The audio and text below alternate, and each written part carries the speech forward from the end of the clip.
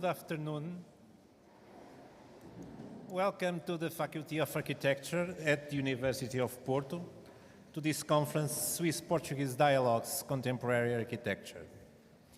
It is a great pleasure to receive this event organized by the Consulate General of Portugal in Zurich in partnership with FAUP, the Institute of History and Theory of Architecture and the Institute of Design and Architecture at ETH-Zürich, and supported by Panorama.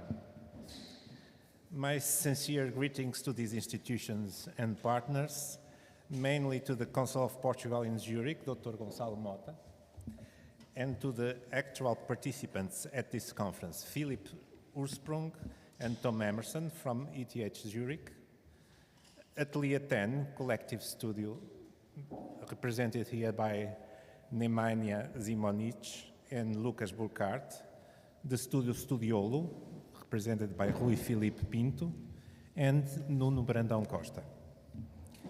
Following the new Portuguese Architecture conference held at the Faculty of Architecture of ETH-Zürich in April 2024, the Portuguese-Swiss dialogue now continues at FAUP, promoting exchange, collaboration, and critical reflection on contemporary practices in architecture. The conference brings together Swiss and Portuguese architects at FAUP to explore and reflect on contemporary architecture, including issues of affordable and sustainable housing. How is the Portuguese-Swiss architecture community responding to this challenge? Where do the Swiss and Portuguese proposals meet, and where do they diverge in the sustainable housing landscape? A frank and open dialogue is expected, providing a privileged space for sharing practices, ideas, and experiences between professionals and academics from both countries. I am sure we will have a quite fruitful afternoon, and I hope by the end that you have found some guidelines to these pertinent questions. Thank you very much.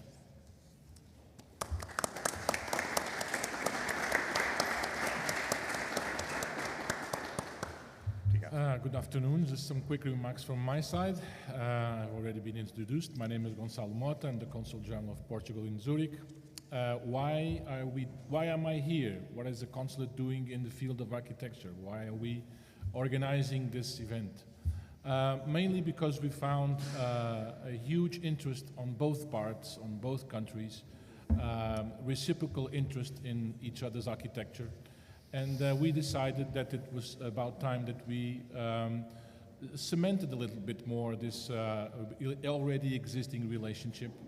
Last year we had a wonderful conference in Zurich at ETH with the Atelier, the Portuguese Atelier FAUP. They are here today with us, which is a testimony of their trust in our ability to drive this vehicle. And this year we decided to retribute with a conference here at the faculty for the audience of the Faculty of Porto. So I hope you enjoy this conference. I hope you brought your notebook to make a lot of questions, because you will have time to make questions. But first we will hear the presentations and the moderation by our three experts this afternoon. So without further ado, I'll give the floor to, in my program, I have Filipe. Yeah. I give the floor to Filipe. Yeah. Thank you, Filipe.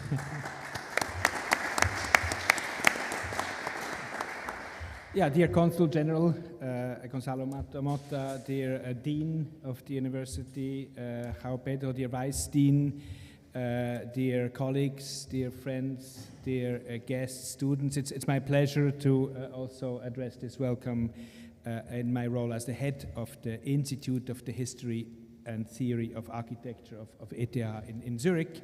It's a pleasure and honor to continue this exchange, to continue this ping pong which we started, and I hope there will be more continuations of this game, which started on the initiative of the Consul General last year in Zurich, where we could host Filipe Magalhães, Ana Luís Soares, and Ahmed Begodia from FALA, and it's great to have you here again.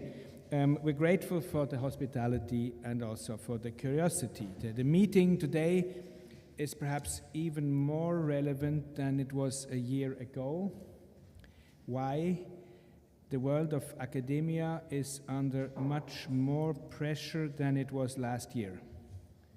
Yesterday, the US administration informed Harvard University that it would no longer accept international students. So Harvard is the leading university of the world. It's the flagship of academia.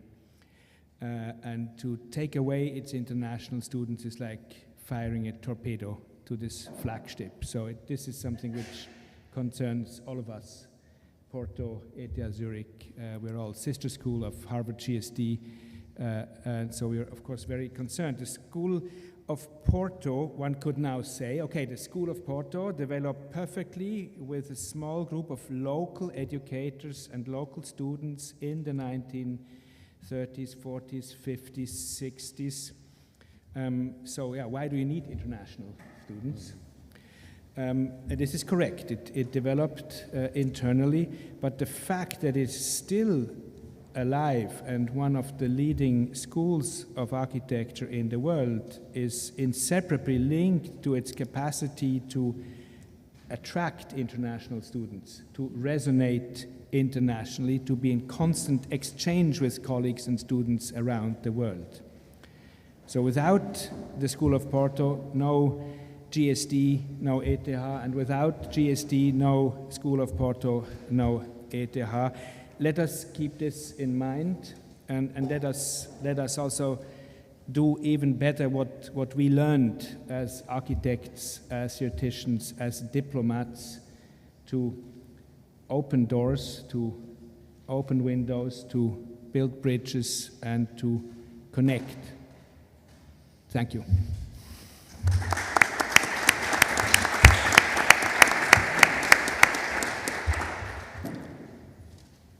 Good afternoon. My name is Tom Emerson. I'm a professor at ETH and an architect in London.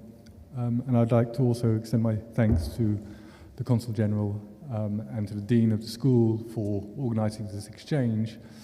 And maybe an applied example of, let's say, the issues that Filipe just raised. As we were collecting, all of us participating this morning outside the building, I took a little photograph of the kind of 4 pavilions, texted it to my partner, my life and professional partner, with a little text saying, "Remember?" ? And I got a text back saying, "Why do you never celebrate our anniversary?" We visited this building in April 1995 when we were students at the Royal College of Art in London. There were about 4 of us. And this building was not finished. It was just a concrete shell. And it was completely empty. There wasn't work going on. It was just a space. It was almost like the most pure version of the architecture. And it was our first trip to Porto. Our first trip together to Portugal in general, and we saw many, many works. We had an incredible time. Anyway, when we arrived back in London, we were more than friends. That's all I can say. So a warning to all your students, this building can have a significant impact on your romantic life. I'm not sure which bit, but anyway. But the point is that at the time, in the mid-90s, Britain, architecture in Britain was sort of somewhere between the big famous high-tech people and some deconstruction coming from the US. And there was a really small independent journal called 9H. And 9H presented architecture that was kind of, let's say, much more rooted in place, architecture that had a more kind of political agenda, that had more multidisciplinarity, and it presented architecture from Porto, in particular Caesar, and from Basel, Herzog and de Meuron, Diener and Diener.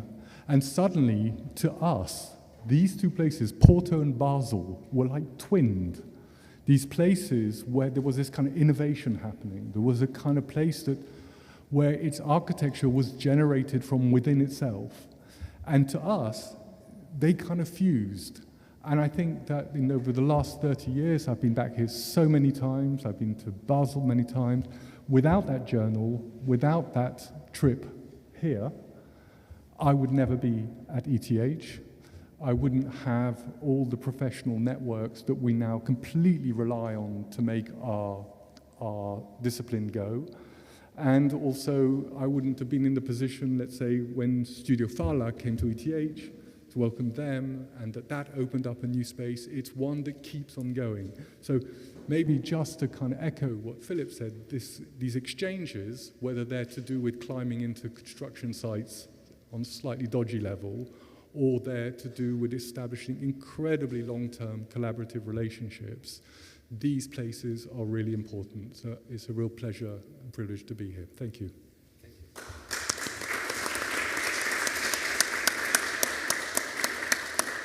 Thank you, Filipe. Thank you, Tom. So without further ado, we'll start our conference.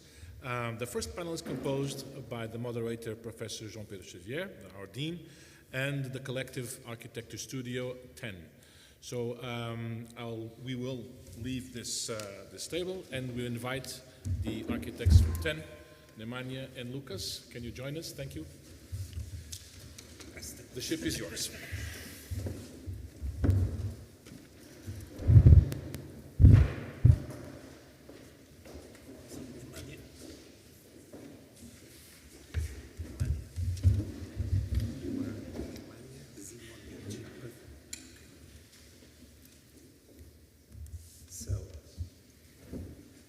It's a great pleasure to present these two architects and professors, Nemanja Zimonjic and Lukas Burkhart. Nemanja and Lukas. Nemanja, they are representing the 10 collective.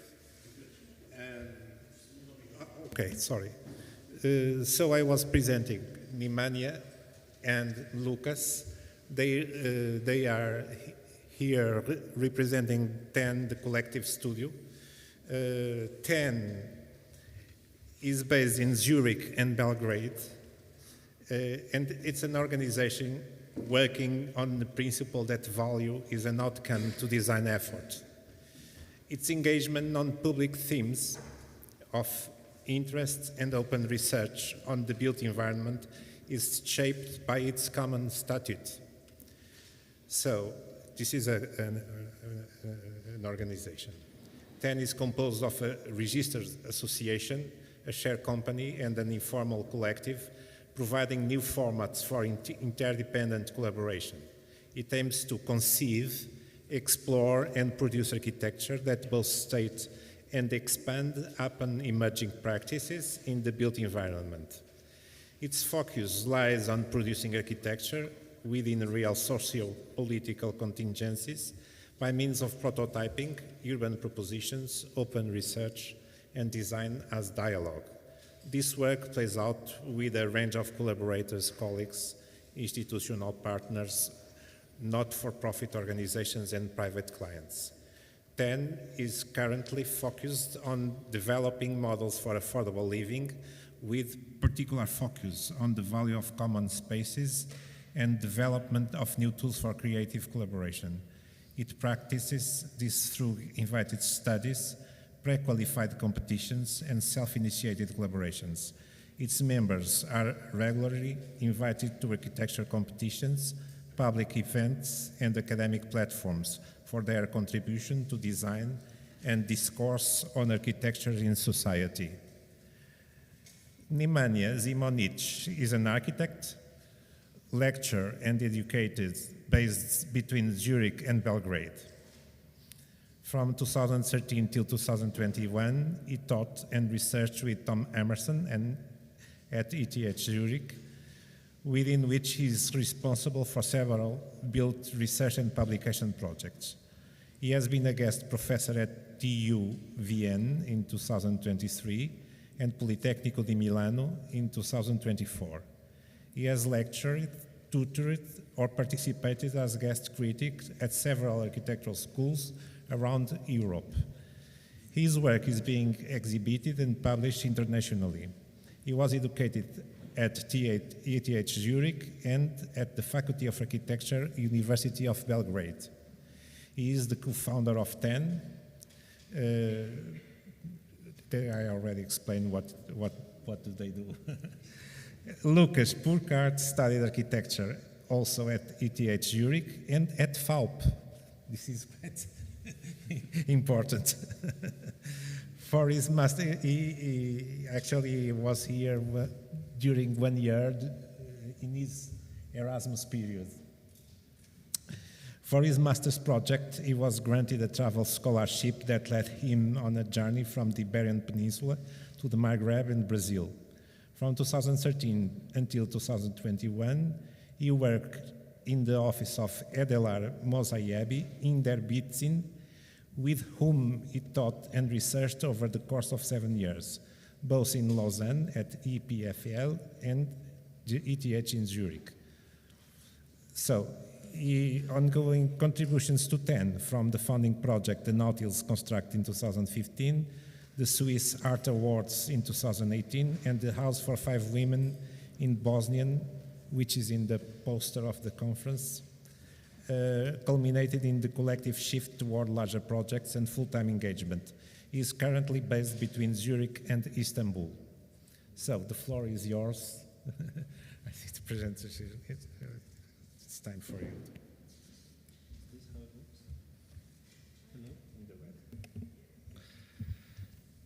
Thank you very much for the introduction. I was listening carefully to see if we can really check the box on all of that. It's a true honor to be here today. It's my personal first time in Porto and also at FAUP. So in that sense, Lukas is far more invited to talk about personal experience, but I can say from a perspective of someone who started his education in Belgrade, I've been in my head in this room many times before I ever got to be in this room. So in a sense, there's a kind of travel through time, and I think it reflects to something that Filipe talked about, this exchange that we as architects have to insist on, this exchange that we just cannot take for granted and cannot exclude from our daily being. And it's our pleasure to show some of the work we do in our practice, in our agency. We've been asked 2 things. One was to focus today, content-wise, on maybe more, you could say housing was the term, residential projects that we did. And we are everything but a classical housing office or actually a housing agency. So the only way we can do it is really show it to you via the larger concept and everything else we stand for. And on the other hand, when the department that this particular semester, we have an absolute honor and pleasure to teach at ETH as in the format of a kind of guest studio, an experimental studio, approached us is to come and also talk about the way we work and our collective practice, which is something we've been sort of embarking on since 10 years. And actually, it's the 10th anniversary this year. I was not aware. So there's an anniversary as well there in the room. But I think it is also these 10 important years which have shown us that we are actually completely unfinished in that regard and that we are on the way to still determine that open structure and the way we work together. So today I think we will also show parts of that. So in a way, this is a kind of a dual lecture at the same time. After that, I think we will follow with questions and the conversation. So we are a group that constantly changes. It's not dogmatic. We are based currently physically in Zurich and Belgrade, so deeply rooted in Europe, but outside of European Union. And that doesn't stop us still from reaching out and trying to do projects elsewhere than our 2 sort of main geographies. On one hand, we interact a lot digitally. It doesn't stop us that we're not together in the same room to actually work together. We have developed somehow whole habit around that, which we will show in parts today. But also we do love to meet physically and actually go even into the public space and intervene. So this is the group actually in 2 site visits or after 2 site interventions. There will be today sort of 5 chapters, 5 projects, but we hope that you see links and also can follow the way they sort of coexist. We'll start with something which is sort of in the last 2 or 3 years our everyday routine especially in the Swiss practice.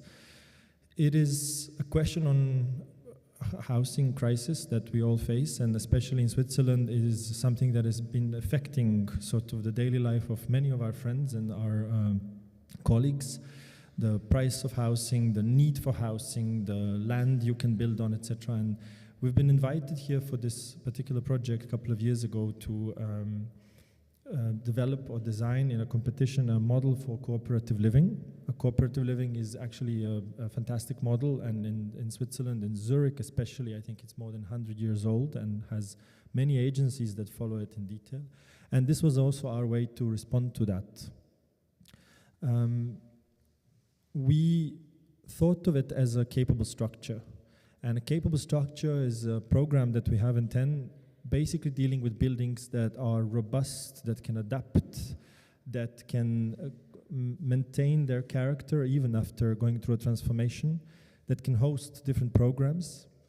And we've sort of developed a high-rise, a 60-meter high-rise, basically consisting of several main floors that carry also sort of small-scale buildings within them.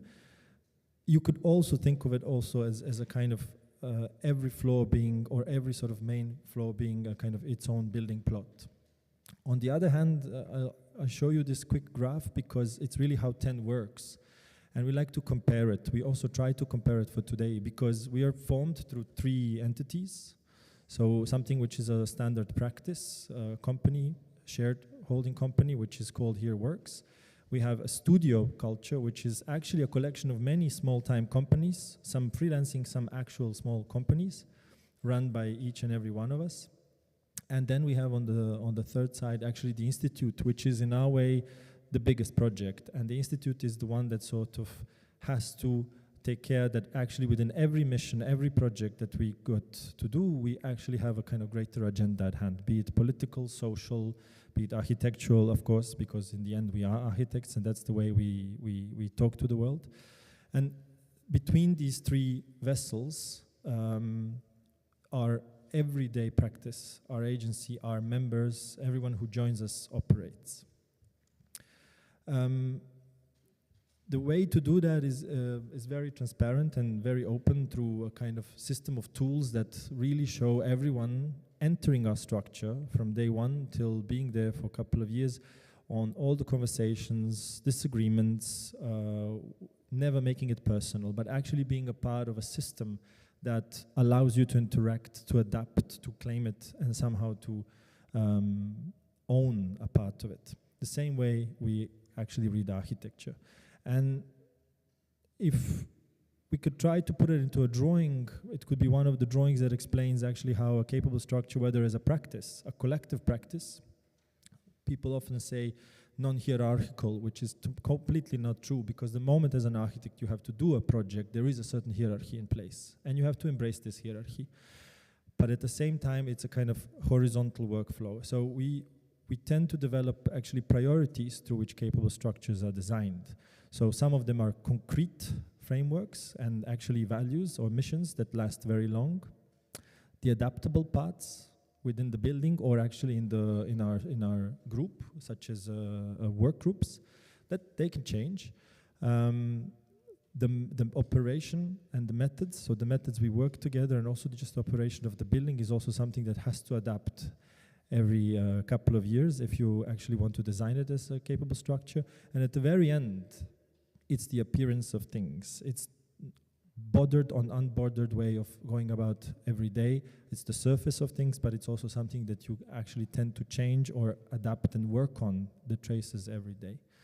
And that kind of a structure allows us to do both, to both design and think about the topics of architecture that we like to bring into every single project, be it a residential or a civic project or let's say a landscaping project.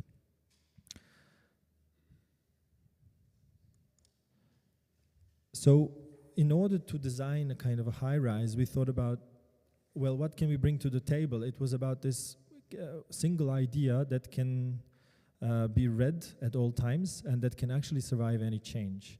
And the most important part for us was actually to provide that a basic, let's say, rigid tectonic that then can be adapted.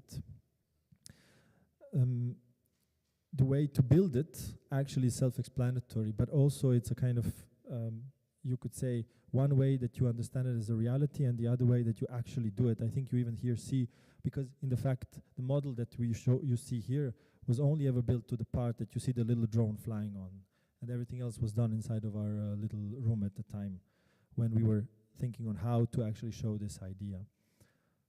On the other hand, you also see our entities, sort of the very large, the very sort of fluid, and the very flat one, or sort of a spatial one in the institute. That kind of structure, call it again capable structure, allows you to explore and actually determine other possibilities within it, which to us is a kind of a ongoing question and something we still are designing this building.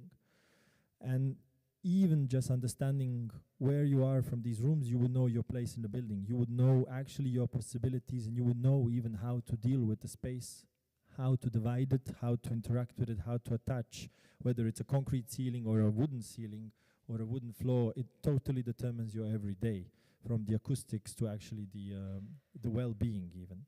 And we think that's a kind of complexity and richness that could be rather beautiful in terms we design high-rises.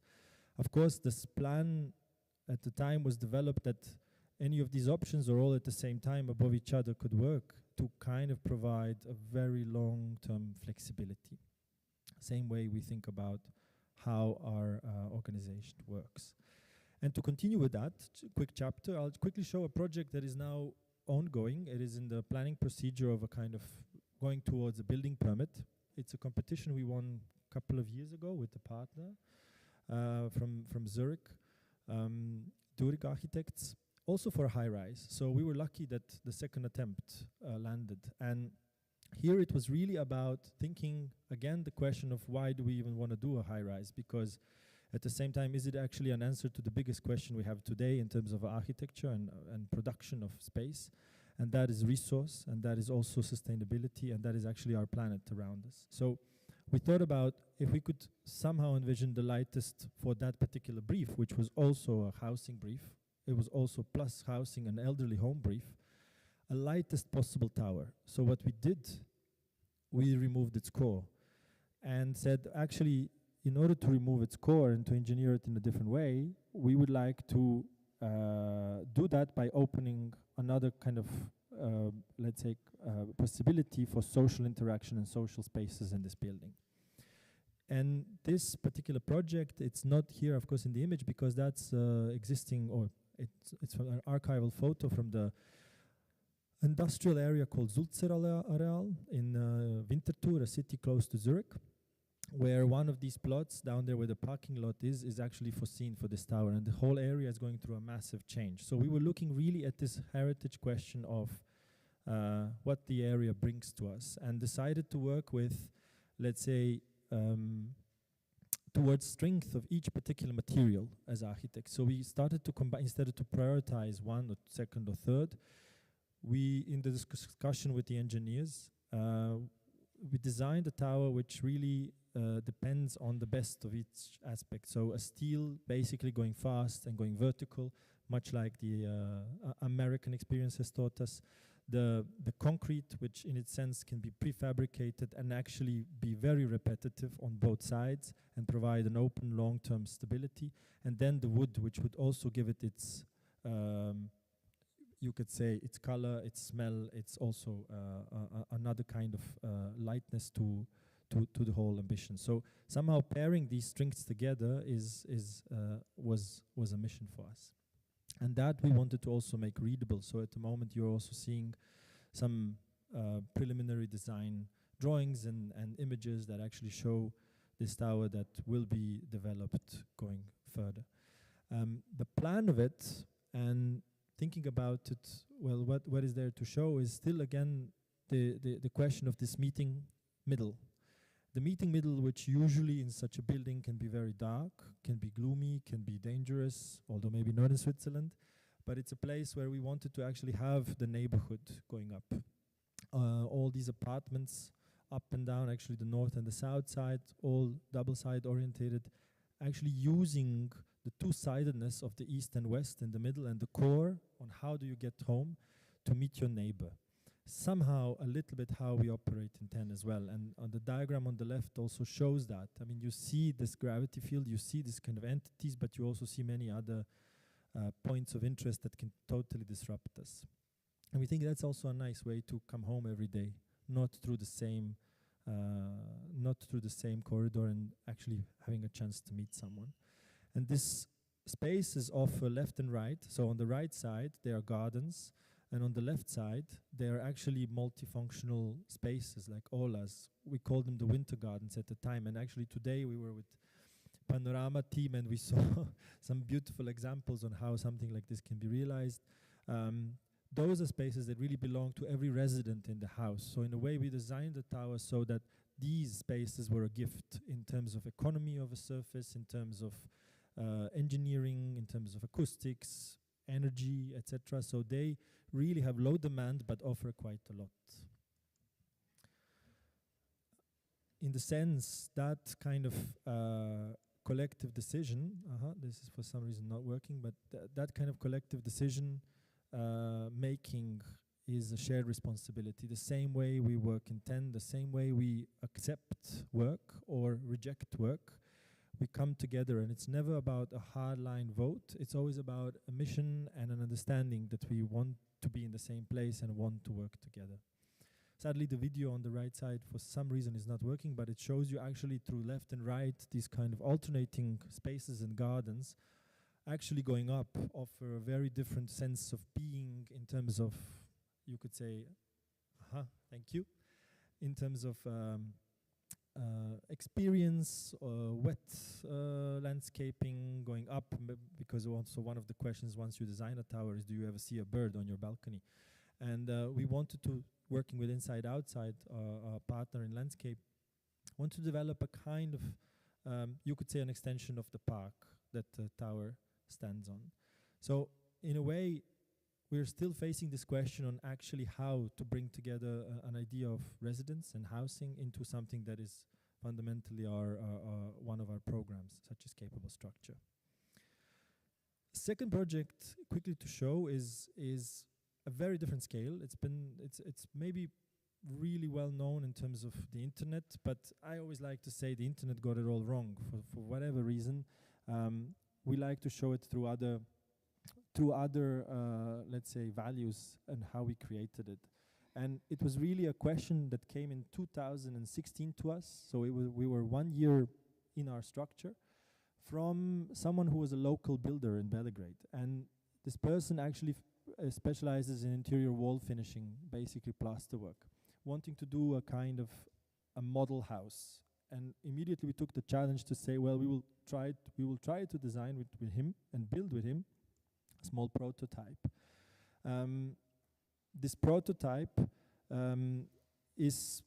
was done with actually incredible sufficiency. And this sufficiency, we needed to bring back every single time we talked about the project. But it was really about the ambitions first. And the same way in 10, it's a kind of initiative culture. So anyone can start up a project in 10. Anyone can come with a project, or anyone can actually take over a project. All that it takes is a kind of clear mission statement. So we do work a lot through these initiatives. You will see some maybe in the lecture. And they're very simple. As said, meeting digitally, physically, or through actually annotated notes, you take action. And for architecture, we learned that actually the best way to take action is just to do something and to make something. So we somehow made this model at the start of the project, and it was the most stable factor throughout the process, even talking to every single participant and stakeholder through a construction mission. To make initiative is actually a kind of, I think there was a nice finding from one of the cooperatives we were studying, Valve, that Lukas will talk about later, is that actually you need a rule of 3, which we realize really works. So you somehow need 3 people to initiate something, which in this case, in this particular case of a project, is also the minimum load-bearing structure, because we thought about what holds a square and actually understood that it's the 3 points, the 2 pillars we designed and the third one being the soil. So actually the whole ground of this house is open and somehow shared for the garden, and we never took any digging there. The house is, let's say, an open structure, open system, 16 by 16 meters large, with 4 interlocking terraces, and these, from which one of terraces actually becomes an interior. You see it on the plan on the right, the way to enter, the way to actually live there, and the idea behind that one terrace that is actually the interior of the house is that at time it fulfills a singular program in the largest capacity of the object. So either you have a kitchen of 50 square meters or a bedroom or a toilet of 50 square meters, and you cannot have all at the same time. Makes it a bit difficult for guests. Same a bit, I guess, so stepping into a tent structure, you really have to get used to it. But it is about taking time, understanding the pieces in place, understanding how they join, understanding how to read it and also to change it, because I think that is really something we are working daily to achieve. As said, I wouldn't even call Zoran the client. He's more of a collaborator of ours. So TEN works in the principle that there's a group of 15, 16 people at the moment, but by need we can expand. The work groups can expand. And here it was really the expansion through working very closely with him from the start. So in a non-traditional way, never hide anything from the client. It was a proper experiment. Luckily, that worked really well in this case, but it was also embracing his reality and his limits. So he brought the third partner, and that was his friend, who was 1 kilometer away, and he said, I have a very good friend, he knows how to work with steel, let's make a steel house, although he had no clue about it. So he likes to brag that actually his house was designed by Swiss architects, but actually that's really how the construction site looked like every day. So sometimes you can really take that sufficiency or the lack of resource and turn it into something else by design and added value through that. Of course, we studied certain models, certain beautiful models around the context, and on the left side you see just, I think, three small self-built houses from the 70s. There was an island on Danube River next to Belgrade, where we went multiple times with him to visit this island and to actually look at these self-builds. And the self-builds is, I think, about 40 or 50 small weekend houses which essentially have one rule: the ground belongs to everyone on this island, and it has to be maintained by you in your plot, but everyone at every time can pass through, which was an idea we thought was beautiful, so we just really took it to the project, making the garden the central piece around the architecture and actually designing the architecture around it. This is Zoran. He's the maker client behind the project, but essentially he really facilitated this process of us, him, and actually the maker being together from the site, from the workshop to the site. And actually you here see the very developed technology and logistics behind making a project like this real. So this was really, in the words of Richard Wentworth, the British artist that Tom often talked about and introduced us, making do and getting by. This was a conversation, just an excerpt of a conversation that was published a couple of years ago in the magazine called Acatone. And unlike the internet, if you Google this house, you will actually in this magazine, so I recommend books still before internet, laid out the entire conversations with him, of course with the most important excerpts, on how decision-making was happening, and actually all the trial and error that seemed relevant at the time. What happened after the finishing of the house, and that's really somehow, I could say not private, but he continued to play with it. He took it as an open resource. He said, I'm not going to now just protect it, I'm actually going to explore. So he started adding these kind of light builds to it, essentially extending his, in winter, his, let's say, in between climate zones. And we found it incredibly beautiful that he just somehow, without ever consulting with us, because these photos were actually we found out only when it was done, he kind of just respected the project and continued to work with it, which for us was really a nice way to understand it as one of the capable structures.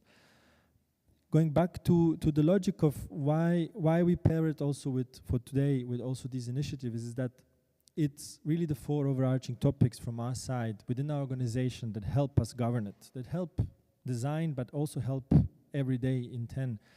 Those are governance, all the questions that matter around biggest decision taking, let's say, where do we go? There is a whole section on finance, which is obviously important to any organization, and with us it's completely transparent. There are also project leads on that, but it's accessible to all. There is the evolution, which is about the next step, or actually a vision. Where do we all want to be individually, but as a group? And then there's the last one, which I think is the pillar, it's the care. And there we try to touch the questions that actually we thought, because we were all also a part of, let's say, more traditional practices that we felt were not lacking because they were there, but they were basically missing from an everyday conversation. So the care is something that we really brought to, I think, this project back in the day, and I think he also started to understand that and see our engagement as a young architectural practice, but he took it to a kind of whole other personal level by essentially using the house in any way possible for parties or actually quiet weekends for himself and family. And our role in the project, and I think that was quite nice, was to really go until the very end, even constructing with him, cleaning and maintaining with him, and actually gardening with him, until we somehow achieved this kind of, you could say, an open prototype that is basically an open playground. To jump to the next, I think this is a project we did many years ago, in actually really outside of Europe, in the Nepal Valley, called Tame, after the devastating earthquake that happened in, I think, 2016.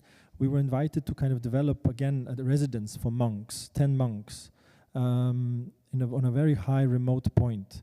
And one of course, the premises for that was this devastating earthquake. And what we realized very quickly in the collaboration with the locals was that essentially there was several, let's say, design engineering failures that actually often are repeated with these structures. And this was really the first thing and perhaps the only thing we were able to tackle at the time. But I think on the long term, I think it was a good thing. So these kind of seismic question was really out of our hand, but we actually wanted to design it, and we wanted to work with a group of engineers from ETH-Zürich, from the Department of Engineering, so not architecture, on how to make actually buildings more resistant to that. This was actually on-site workshop with the community. We say researchers, our team of researchers worked to understand just what is possible, but actually that was our office at the time. This was 2015, and it was really incredibly hard to even just dry your clothes for like 3 weeks on the site. What we learned very fast is there were like these kind of ways that they built. One was really using the gravity, and the other one was actually against the gravity, but maybe Lukas can continue there. Okay. I hope I can keep up with your nice flow. So, yeah, as you can see, one of the main challenge was the remoteness of the place. Took a 2 days hike to the next bigger town, so no road for vehicles, so it's only helicopter or footpaths, which meant actually there was there was the absolute demand to build with minimum means and also light materials in order to also protect the people that would be working on it. But also in a way it was something that they could actually that they had experience with. And as you could see with the gravity, stone is one of the main sources there. The forest is protected. It's a UNESCO heritage site. So wood actually had to be imported. They were not allowed to cut trees. So the main building material was stone and sand. Part of it was from the rubble of the earthquake. And what we brought was basically the wood and some wire. You will see the wire later a bit more explained. So when we saw the six main reasons of failure, one of the very dangerous one is the wall delamination when actually the big stones collapse on people. So this often happens in the edges. So you see that there were like frames constructed that would strengthen them, and they were connected in a set of wires also to prevent the delamination of walls. So to kind of, even if it would get damage, to kind of prevent stones from falling in and hurting people. So there was also a live mock-up of this structure built in India where they tested it. Our project was also one of a series of projects that were rebuilt by the Sherpa Foundation. And yes, maybe to switch back again quickly to 10. One of the things that holds us together and maybe in the scale of the most long-living ones is the mission or also the values. We started with some values that are very simple, and I think it's maybe not the single one that matters, but the whole as an idea. Why we wanted to work together, and of course they're getting a bit edited and adapted as time grows, but in the end it's still sort of maybe a stronger manifest than legal forms or other rules. What was interesting as well is how much a little change in something can change the whole. So it's here we had developed a plaster system with the help of 10% of lime. It would make it much more resistant for the weather. So it's actually river mud that is slightly stabilized. There was also probably no cement or almost no cement involved in building. It's also by far the most sustainable building we have ever done, but out of outer means. It's the finished plaster.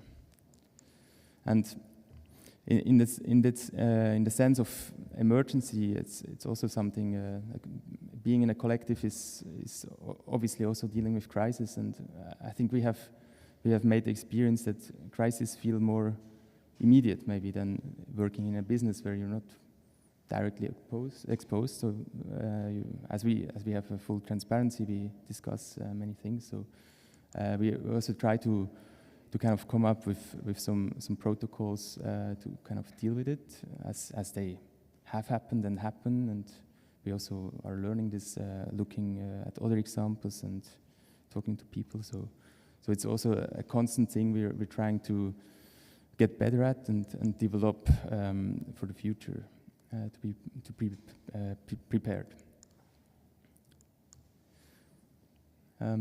Yeah, so in that sense, although it's maybe a building that has been rebuilt almost the same way than it was before, it's maybe also the small changes and the things that are below the surface that really hold it together. I think we also try to make it a culture. The small moments we try to keep and kind of weave in our history and in our culture. yeah, this project that comes now, it was sort of developed at the same time. It's also competition in Zurich, almost in parallel with the high-rise that we saw before in Winterthur. It's situated at the lake of Zurich, a bit upwards from the main town, and it's a historical picture. This is the site. It's existing houses that cannot be saved, and exactly. But what was very special and unique in this space was the green space. It's still at the moment this long connected space, and one of the main limitations of the competition was the master plan, which had L-shaped building volumes, and it's actually something we were quite skeptical. We almost didn't apply for the competition because we were unsure if this was a good solution. But then we kind of tried to work with it and preserve the space by while doubling the amount of, or even almost tripling the amount of flats it will offer in the future.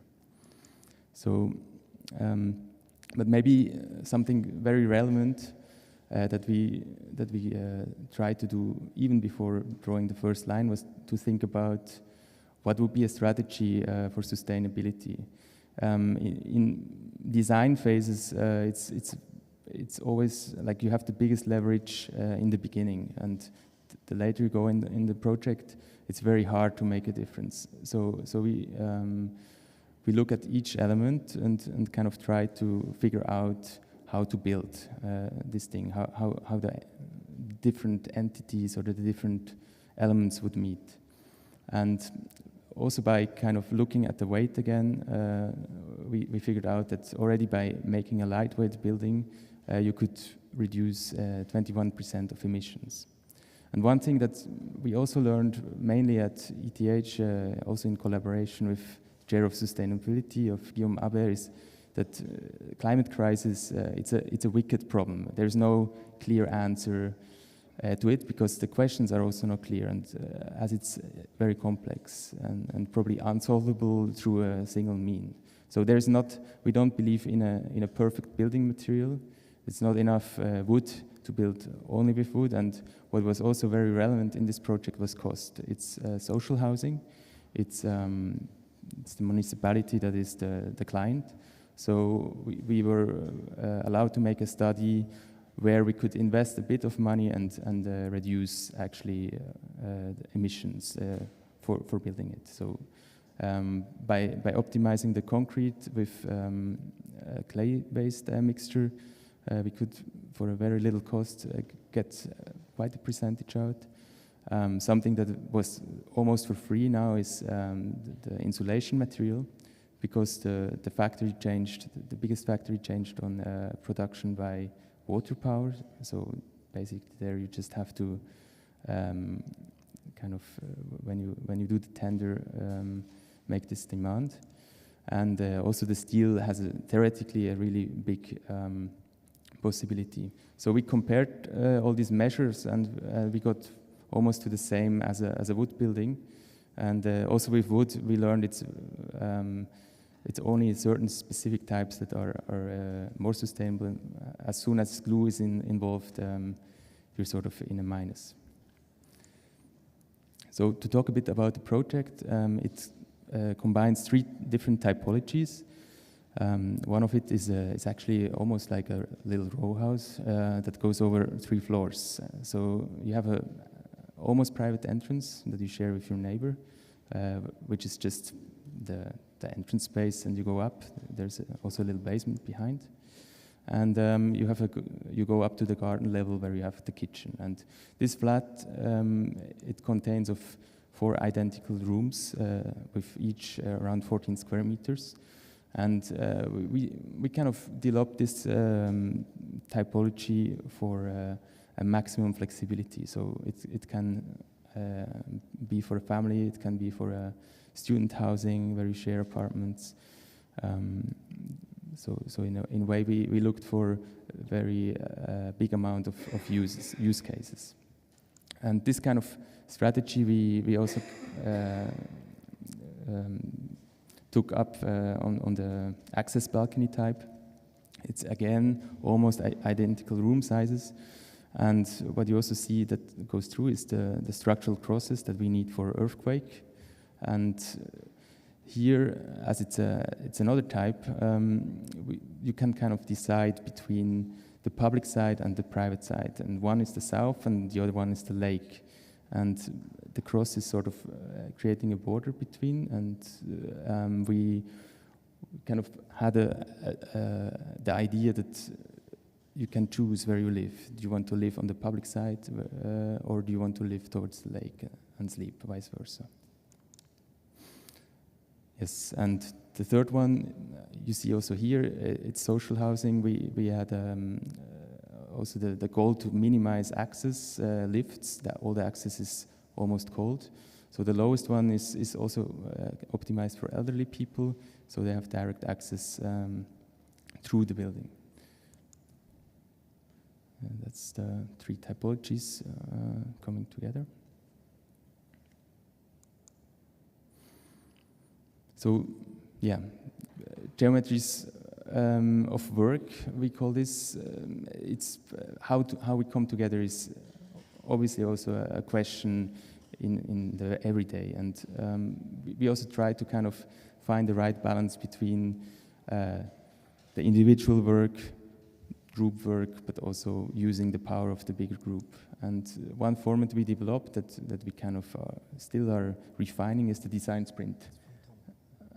Exactly, it's also something we learned from Tom, as many things. It's a clear task, and you kind of have different teams working on something, and actually you meet after 24 hours again. It's not a night shift involved, but it's also just a time to reflect a little bit. And it helped us actually for certain questions quite a lot, where we were in doubt. We kept repeating this, and we always made progress. One thing that we're doing also is a research about how collectives meet, how they work. And at ETH, at the moment, next to the design project, there's a collective research done by the students. It's a group work based on interviews, and they drew the function of a record label, of a digital autonomous organization for circus artists in Berlin. Valve, a game company of 500 people with a completely flat hierarchy. It's sort of a techno-anarchy ideology behind. A 400 years old cooperative in the Swiss mountains, which is based on a treaty that is only in its 4th edition. So collectives can also be something very resilient and stable. Republik, a newspaper that was, or it's not a newspaper, it's a news outlet, digital outlet, that was founded more or less the same time as 10. And it has been fascinating to talk to them. They also started with an association, and they have quite a sophisticated legal construct. And also an architectural collective, Assemble, who was founded 2008. From London.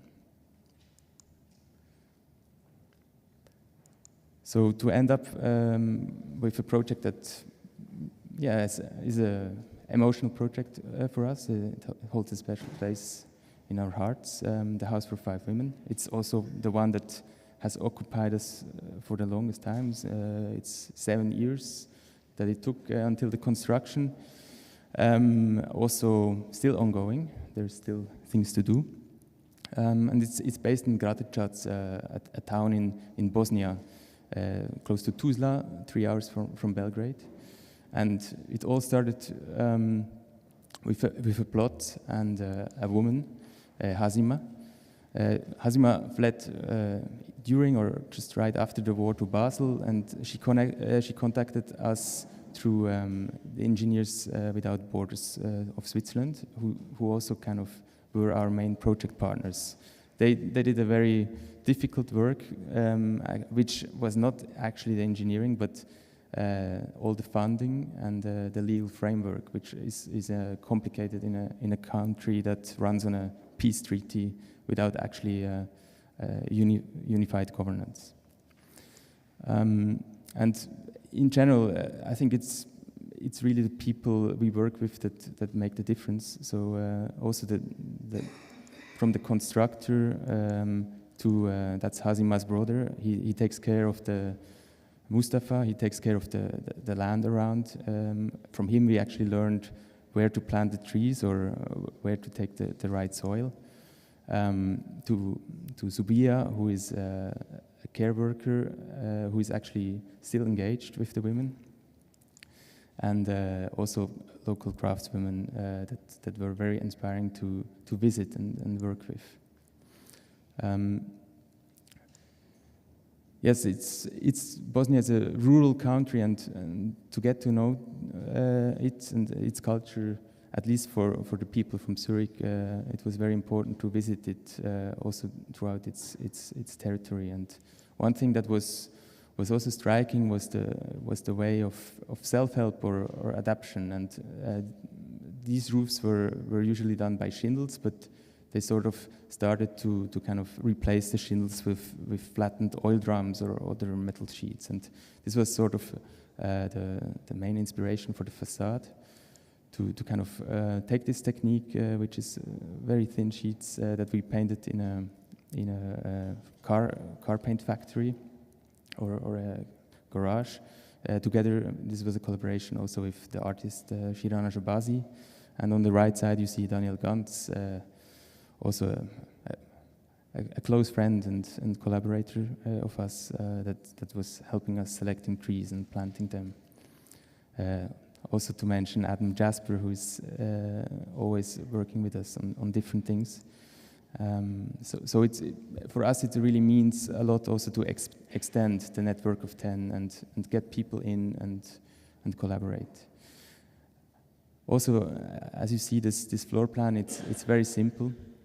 It has a central space that can be either living or production. It's orientated towards the landscape, which is also sustaining the house. A lot of it is grown on site of the things they eat, and through clearly defined thresholds, you get to the private quarters, which are 5 spaces. And we didn't really know in the beginning how the house would be used. Yeah, sorry, one space to mention is also the storage on the top. It's a multifunctional space. It's also there to kind of use as a mass sleeping space if there are workshops or gatherings. But one thing we realized is that how the house kind of was inhabited was hard to foresee. And in the end, we thought actually all the 5 rooms would be constantly occupied, but they figured out it would be best if one would be always empty to kind of serve as a place for an emergency of refugee. And there were families living there, way more than 10 different women, sometimes with children, have already lived there, and some are constantly giving more stability and doing a lot of very important work. So it was very important for us to make this house also a place that they would be happy to make their own. And that was also one of the main ideas with Shirana.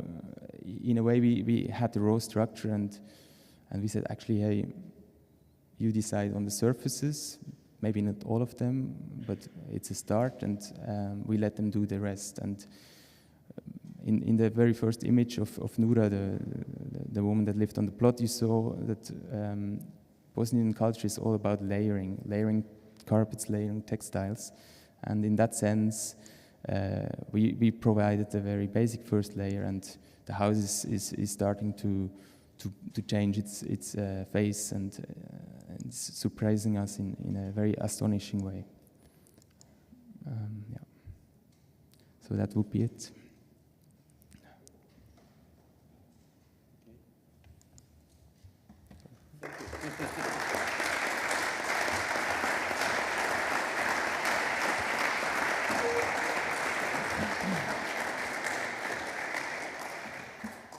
Thank you very much for your nice presentation, and congratulations for your work.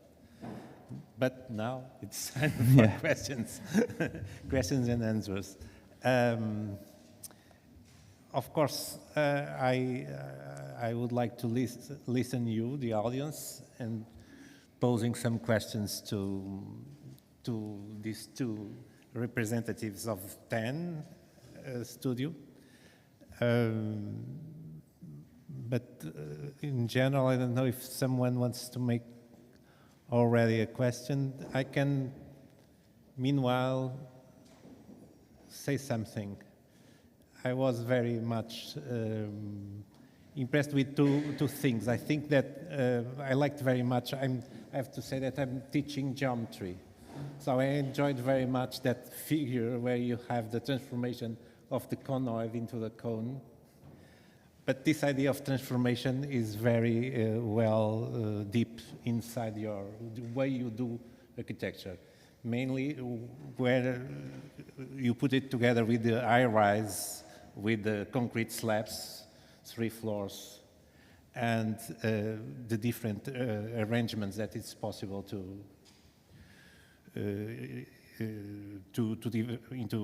we can divide the space with wood and several layouts. And what I was impressed also was with the idea that you put on writing. We investigate, we research through design.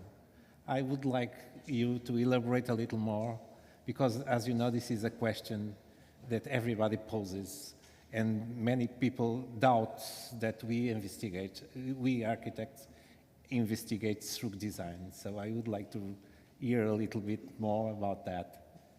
Transformation on one side.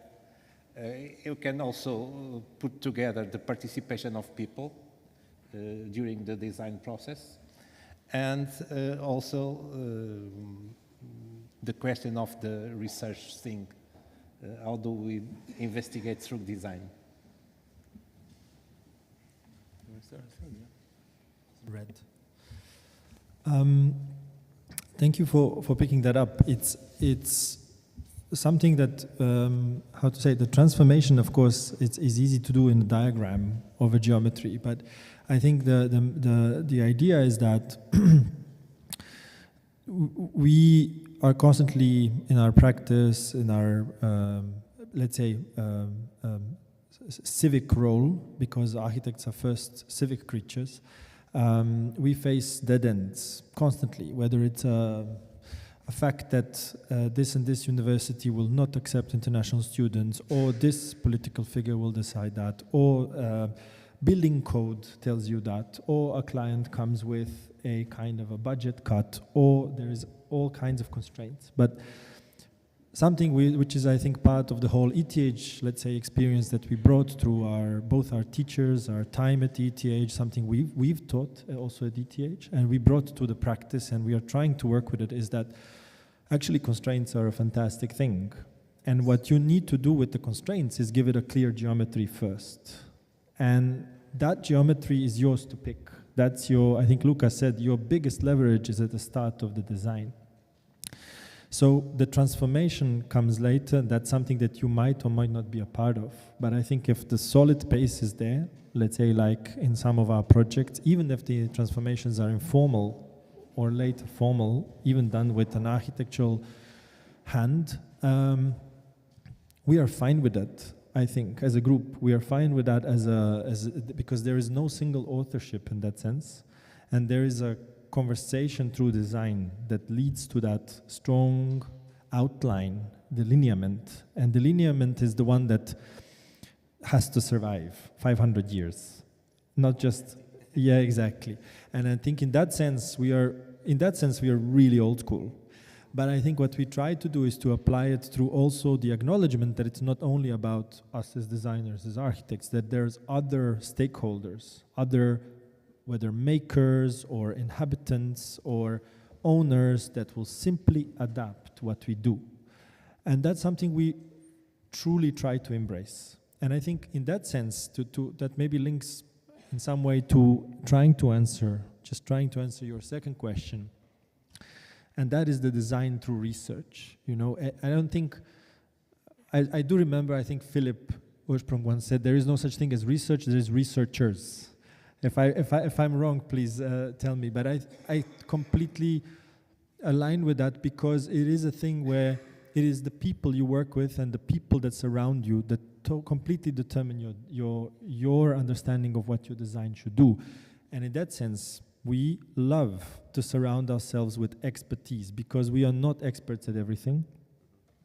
I think we are slowly, as a profession, maybe even losing the generalist approach that was able to go into everything.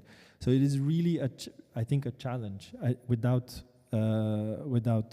accepting a defeat there. But I think the idea is to facilitate the expertise and the knowledges that help us, whether writing or making or welding, writing or welding comes together well, that actually comes back into the design process, and we bring it in. And we decide where that actually can make a really significant impact and a difference. Because an impact that the design, I think, from research can have is tremendous if you are, again, clearly focused on what is that mission from the start. And I think in every single project, when we start the project, there is no such thing as predetermined outcome. There is no layout that we fill out. There is no floor plan layout that we pursue as designers. We tend to open each project as an investigation. It's completely an unknown. It has to end up with, because we are trained architects, it ends up with the architectural design, which is only as I said, an open structure to many much bigger problems. But the idea is that through that and through the input of us setting up the framework and through the input of actually different expertises alongside with ours, which is the spatial, material, proportion expertise, which is also in part understanding the social dynamics, but also the material culture behind all of that we deal with, is to somehow bring it together. And through that process, I think Lukas just showed this one quick video. Of course, it's the platforms that we use that enable everyone to access information, that enables us to bring information together and to actually draw it in the end in terms of a design. And that's, I think, the key thing is to keep your doors open to other, let's say, a different knowledge than yours, but still to kind of give it a clear framework. I don't know if you want to add. Yeah, maybe just something to add in terms of geometries. We were also once described as a very graphic office or a practice that works with really clear kind of graphical geometries almost. And maybe this could also be because we need to communicate together, right? It's something that sticks, and if it's sort of the result of everyone understands that, you know, a circle is a circle and so on, together with a certain flexibility that everyone can imagine different ways to use it, it's maybe also that, you know, it helps. It's maybe also a product of a lot of voices coming in, that it has a certain clarity. Thank you very much. So, what does the audience has to say? Someone wants to use the mic, okay?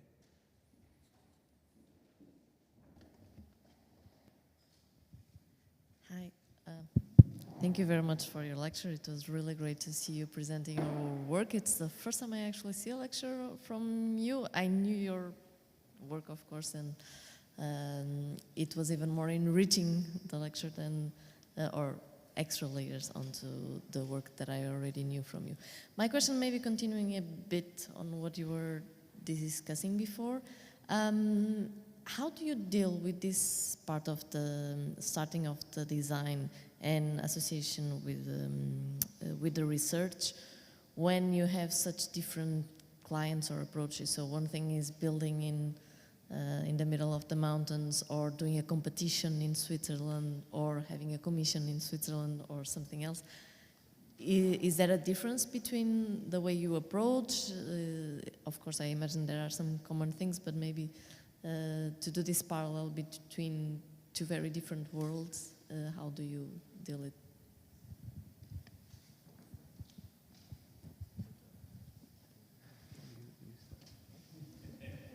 I mean, maybe like this, what you just saw is the most honest answer. Do you want to go for it, or I should?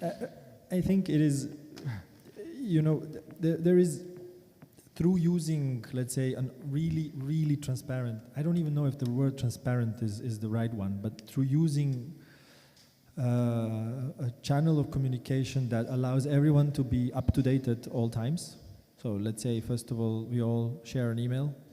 Who answers to that email, we simply agree. It's never a question of a veto. We never got to a veto. There was always a tendency. And we've also, let's say, we're really proud when we started to reject certain projects, although we needed work. But there was a clear conscience around the group that we need to do that.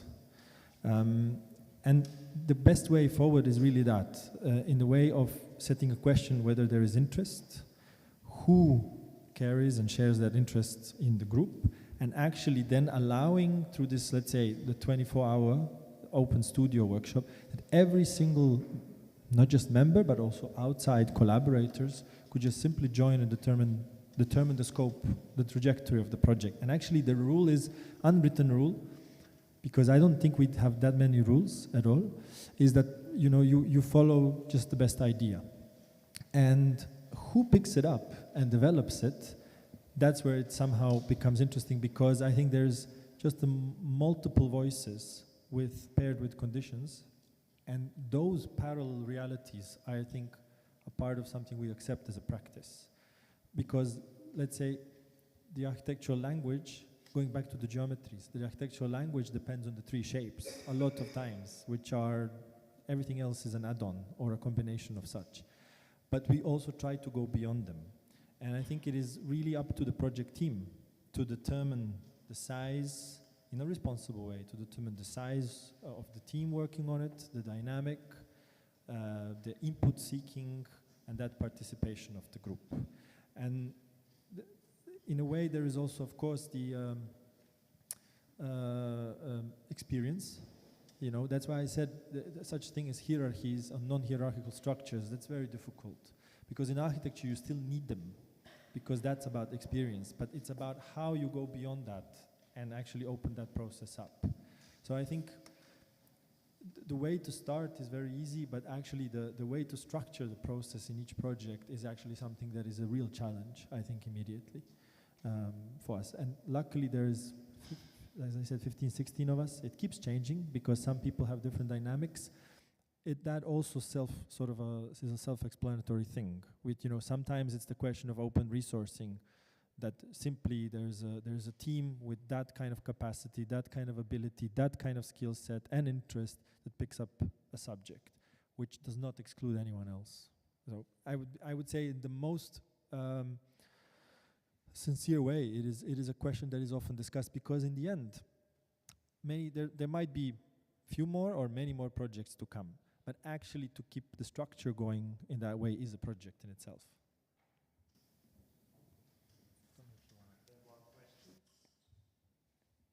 Is it answered?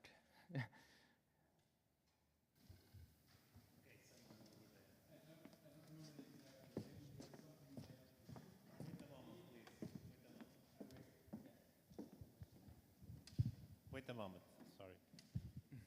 Okay, now. Is my moment over? Okay.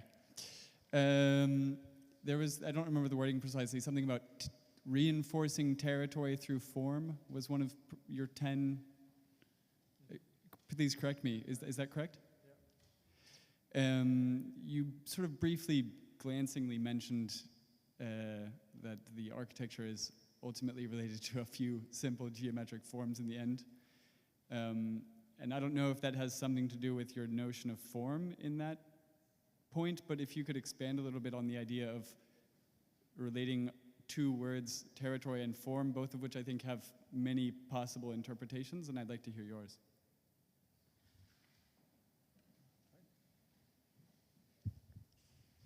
It's not an easy question.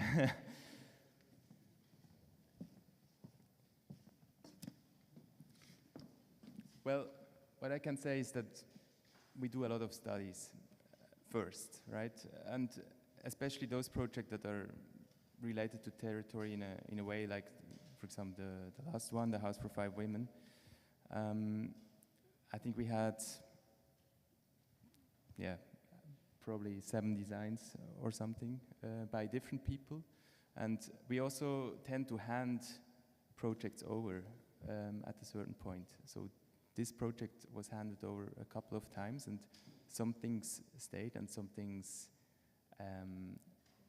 yeah, eroded. And new things came. And in a way that is maybe, everyone brings a bit of a different reading, and the heavier parts and the stronger parts stick. So that's, I think it's almost a territorial thing in that sense. And in the end, this project, it was really about embracing the landscape. Of course, also offering protection, offering covered workspace. It's also still, there's some additional things growing in the territory outside, chicken coop, and so on. But I don't know if that really answers your question. But Nemi has a... Yeah, it's really a great question, but I think there's a question of scale with that. I think we've never tried to do it on a grand scale. And maybe just to reflect on these 2 small scalar projects, one that you're seeing now, it's a very rural residential area. The fact how we designed, you know, and actually Lukas hand over actually the team over the 7, 8 years of doing this project, because it was a startup. We essentially found financing from it from day one. There was no client in that sense, together with Engineers Without Borders from Switzerland. So it was really, you had to have an idea, you had to have a geometry, you had to have a form, you had to have architectural clarity that is resilient to a lot of things. 2 presidents changed in the meantime, right? So in that country. So I think the idea that we brought there to this context was that it's a house, kind of like an institution. Not that it has to stand out, but it's welcoming everybody. It's generous. It offers spaces which are probably double the size of their normal spaces or triple the size of the normal living room. So if you have a living room of 100 square meters, suddenly that's a form in landscape which is different than any other in the whole area, right? So if I can sort of bring it down to that scale, I think in that sense it really works. And it's not about the kind of pop-up culture or you know, suddenly something happened which is strange and we want to see it. It sends a signal of something else happening there. And on the other one, I think it was also a kind of a small anecdote, as because there was a year of break while constructing this kind of steel house on the premises of Belgrade. And first we did those 2 concrete, call them foundations. It's foundations that stand on the ground, right? And they have a very strong form. And of course, together with, let's say, how we design the shutters and how everything the house is actually executed, that all speaks to each other, you know, the lightness and the heaviness, etc. But actually the anecdote in the small village was that somebody's building a bridge because the concretes were there. And they were again outside of an ordinary residential scale. They were another kind of scale, a scale of a garden bathroom, because one of them is actually a bathroom, where, you know, it's actually a closed bathroom. So in that sense, it is, if I answered, I don't know, but it's an attempt to actually deal with architectural means and tools that sort of change the expected or an everyday, that actually then really sort of solidifies it as an attempt. Yes, maybe as a last further try in terms of means.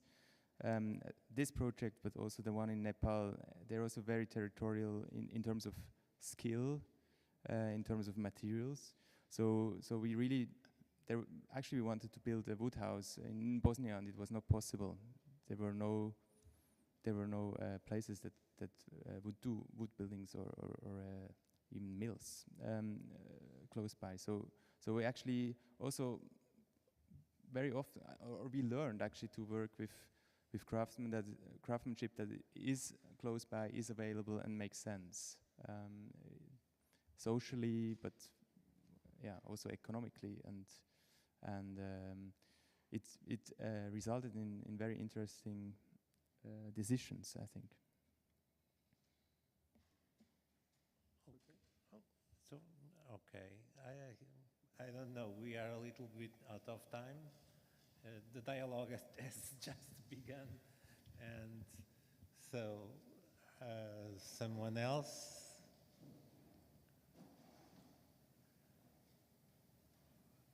I have a provocation for you. You have that your Farnsworth moment in the house, Avala house you made, and are you still in good relations with the owner? Actually, he in really good relations. To answer the questions short, the long answer is that it got better because he wants to do on the second house. There is somebody who actually wants to now get this house from him, and he's thinking that he needs a kind of another whole other experience in another material. But what is nice is that somehow he came to us with because he lived in a city and lives in a city. He came to us with a question. I want to build a seasonal place. I don't need to be there all year long. I need it for my rest, etc. And as he was building it, actually he identified himself with it, although it's not his skill. So in that sense, it's really, I would say he almost became part of 10, or he really was part of 10 before we even started to think about it. So I think in every sense, yes, up until now. So I think we will, I mean, the house is of course still there, and at the moment it's going through some light renovation in terms of energy and so on, but I think any one of you in Belgrade, of course also in Zurich, 10 is always open, the doors are always open, and we are more than happy to show you these projects, but also hopefully the ones that you just saw that are under the way. Before this conference, I was talking with you, mostly with Lukas, and I was saying that what is clearly very important in architecture is to have a good client. And I think to have someone that understands you and who can work with you, it's a key, one of the main keys to have a good result. And so, congratulations. Thank you. Is there anyone else, or is it time for an applause? Well, maybe just one last thing.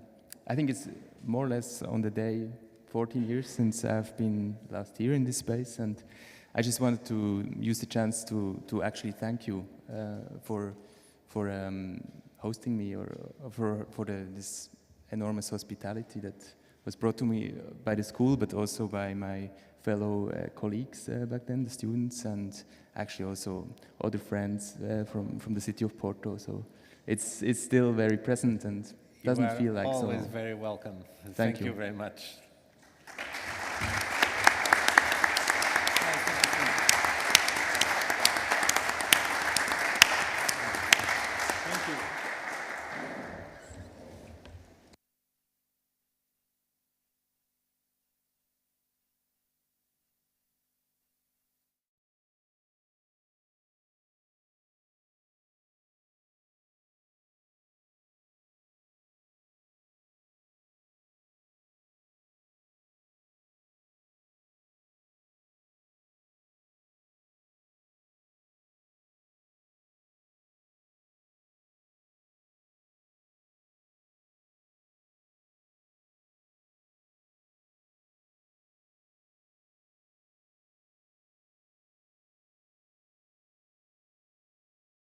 Coffee later, so thank you very much.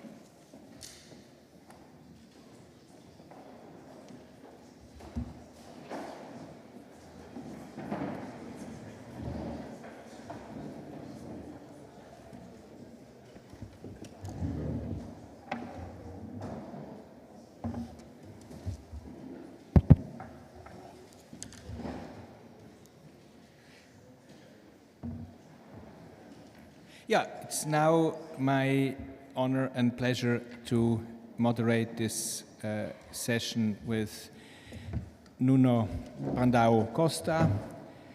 I assume that I don't need to introduce you because you are a professor in this school, and if there's any students who do not know Nuno so far, just stay here and then you will know him. You're one of the important voices, I would say, of the contemporary architecture, also of Porto, of Portugal, of Europe.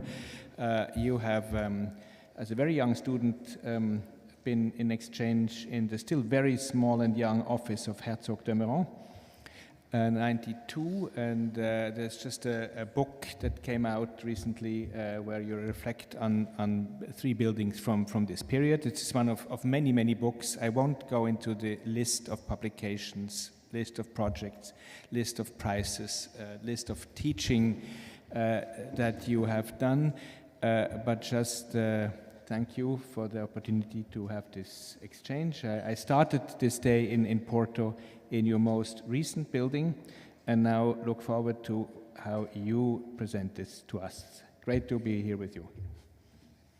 Thank you so much. Thank you so much, Filipe.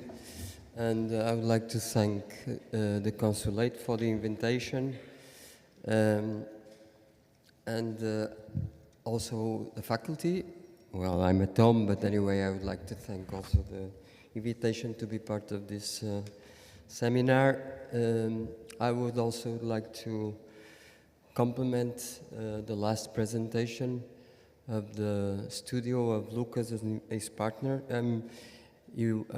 I was really happy to see your work. It has a lot of quality and it's very consistent. And you are very young. It's very well. You were my student, so I'm even more proud, I must say. And it was really very interesting. So I will present, as Filipe said, this building I made in Oporto, which is a terminal for buses and cars, and I will make a very short and brief presentation and a simple description of the project as it is already built. I start with this still from a Jean-Luc Godard movie. Jean-Luc Godard, I think everybody knows, was a filmmaker which is very new, is very famous especially by his movies from the 60s and the 70s, from the phase of the Nouvelle Vague.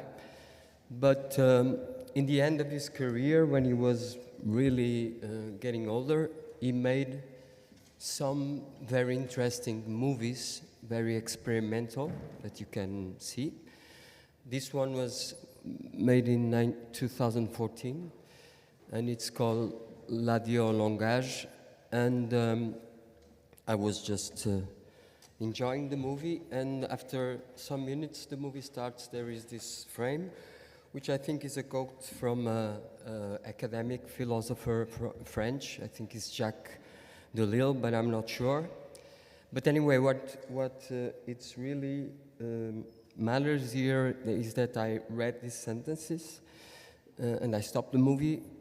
I was at home, I stopped the movie, and because I felt a great empathy with it, because in a way, that's the way, with my lack of talent, that I do architecture. Well,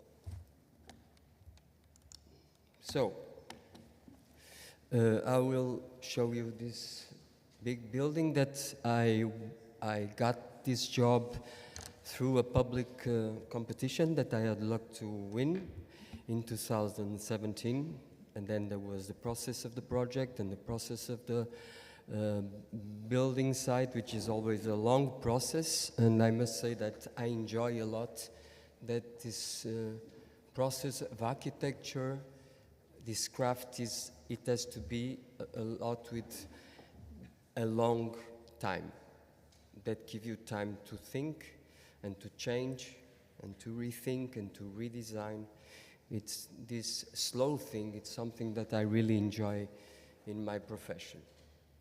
So, this title that I put here in a kind of informal way, it's something that I think that in a sense synthesize this project, because these problems that we architects have to deal with, they are always in a kind of conflict, let's say, or some kind of paradox, and somehow the architectural project has to put it together in a kind of logical way. It's a kind of, let's say, we could say that the project is also a process of putting together things that in a first glance wouldn't be compatible in a way. So it's about this idea of typology versus topography, and the idea of ecology, which has to do with the environment, versus morphology, which has to do with the building form. And typology has to be with the choice that you have to do, how to put the building working. I think we also saw that on the last presentation.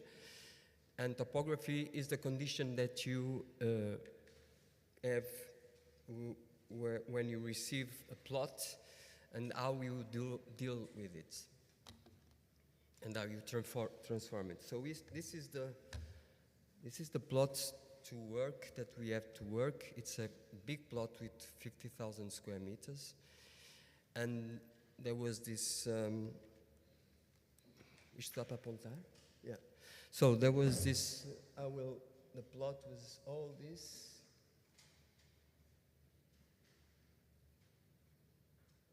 Here and here. So it was quite big, 50,000 square meters, and there was no rules for the footprint of the building, so you could put the building wherever you wanted. There was only this program, which in a way was quite simple. There was this park car for 2,050 cars. There was this terminal for the buses, which was like a big station.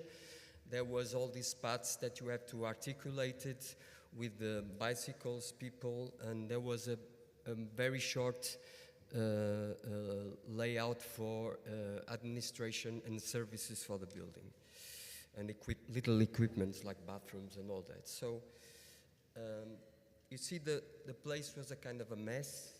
When you came out from the highway, there was this kind of lost place. Nowhere place with no roads, very difficult to walk and to drive in.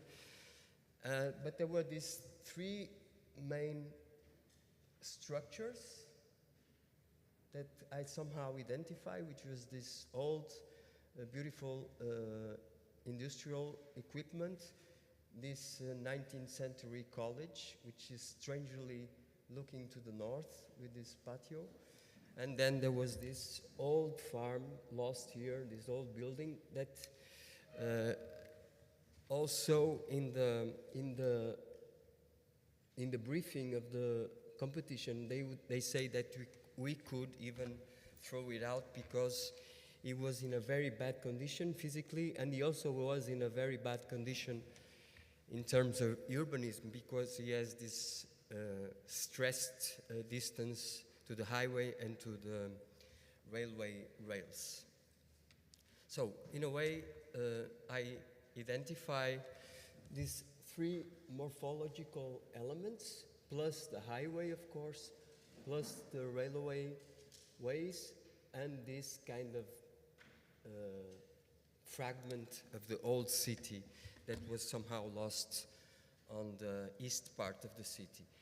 But this is an old story because the railway in the 19th century cut the city in two somehow, and the east part of the city, which is this part on below, was started a process of being forgotten somehow, socially, physically. Well, nobody would go here, nobody would cross the railway. And then in the 90s, they made this highway, and this became even more like a lost island, this piece of land.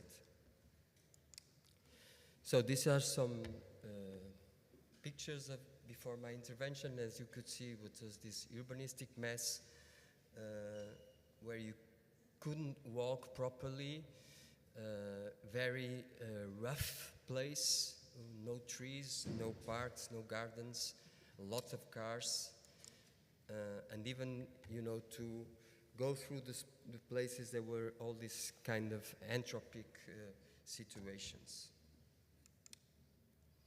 So, as Filipe said, in the 90s I lived in, I was very young, I was almost still a teenager.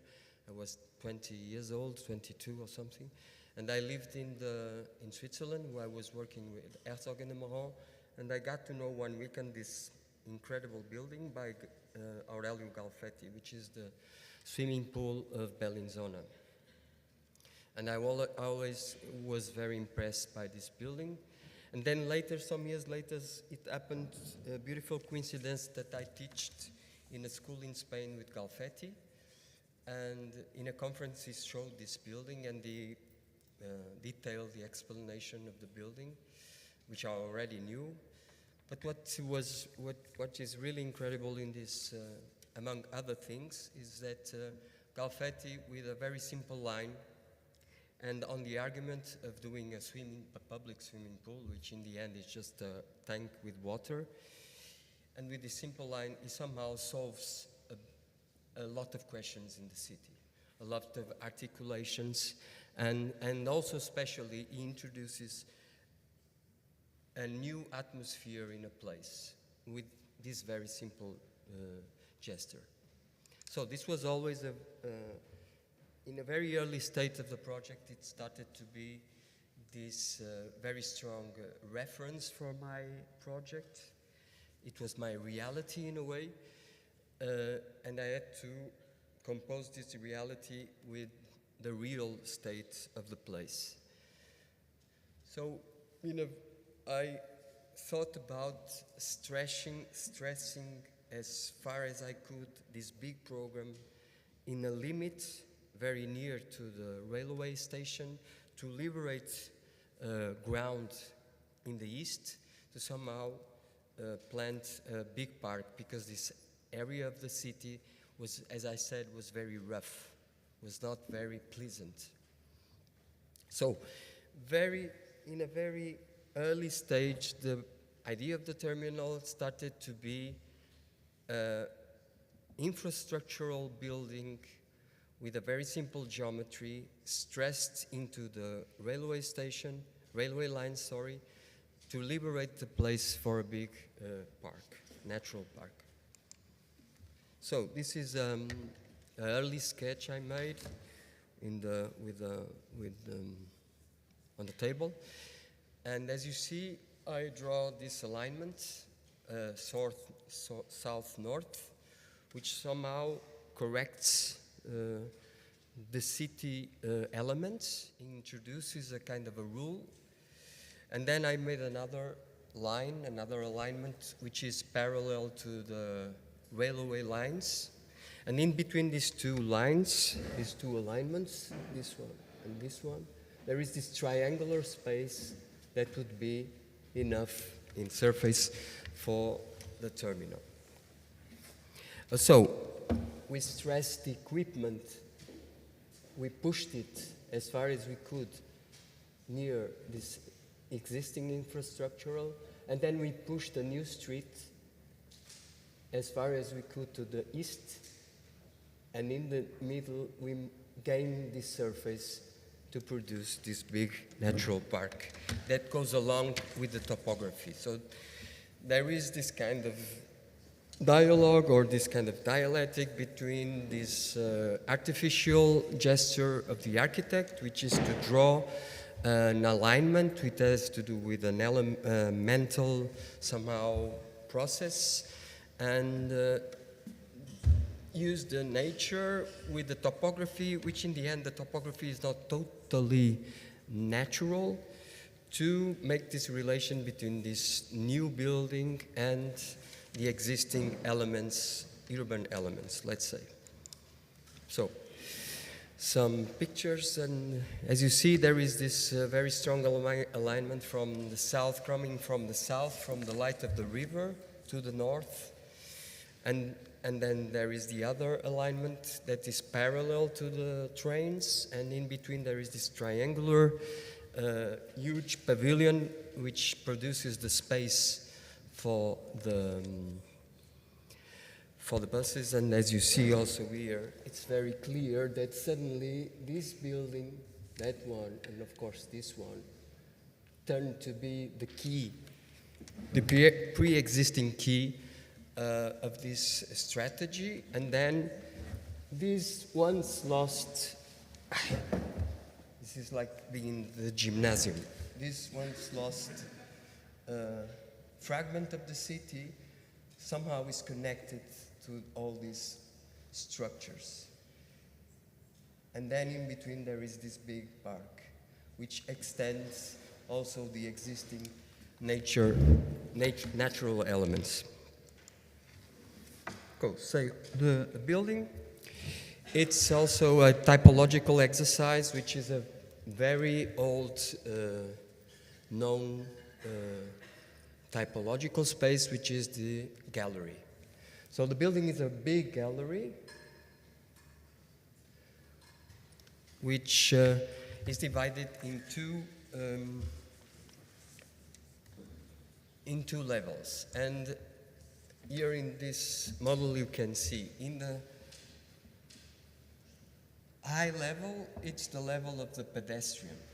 When the people is walking on this south-north gallery, which links all these urban elements and make the vertical points to go down to the terminal. And on the more down level, it is the level of the mechanical circulation, cars, buses, bicycles, etc. So there is this horizontal kind of urban morphology, and then there is this vertical separation of functions. There was also another issue which was very important, two issues which were one issue which is very important, which was the economical issue. I had for an intervention of 50,000 square meters, 13 million euros, which is like nothing. So we had to do something with very few meanings, very ruled, with a very economic, structural and constructive process. So we kind of defined this modulation, which is the modulation of 3 cars parked, 7.5 meters to make this portico that repeats all over the structure and somehow organize all the program, all the project, and all the spaces. And also very important, you could imagine the cost of all these in very big places, very big spaces of this amazing dimension being treated with mechanical hair. That would be unsustainable. So we had to make this building as a breath organism where we define these big holes so the air circulates here in a natural way and there is not mechanical treatment of the air. That was also very important. So in a way, the building is designed with this kind of economical, functional preoccupations, and it's also a result of the input of the engineering, the mobility engineering with the cars, you know, the very remains of the cars, of the buses, the dimension that they need to park and to drive,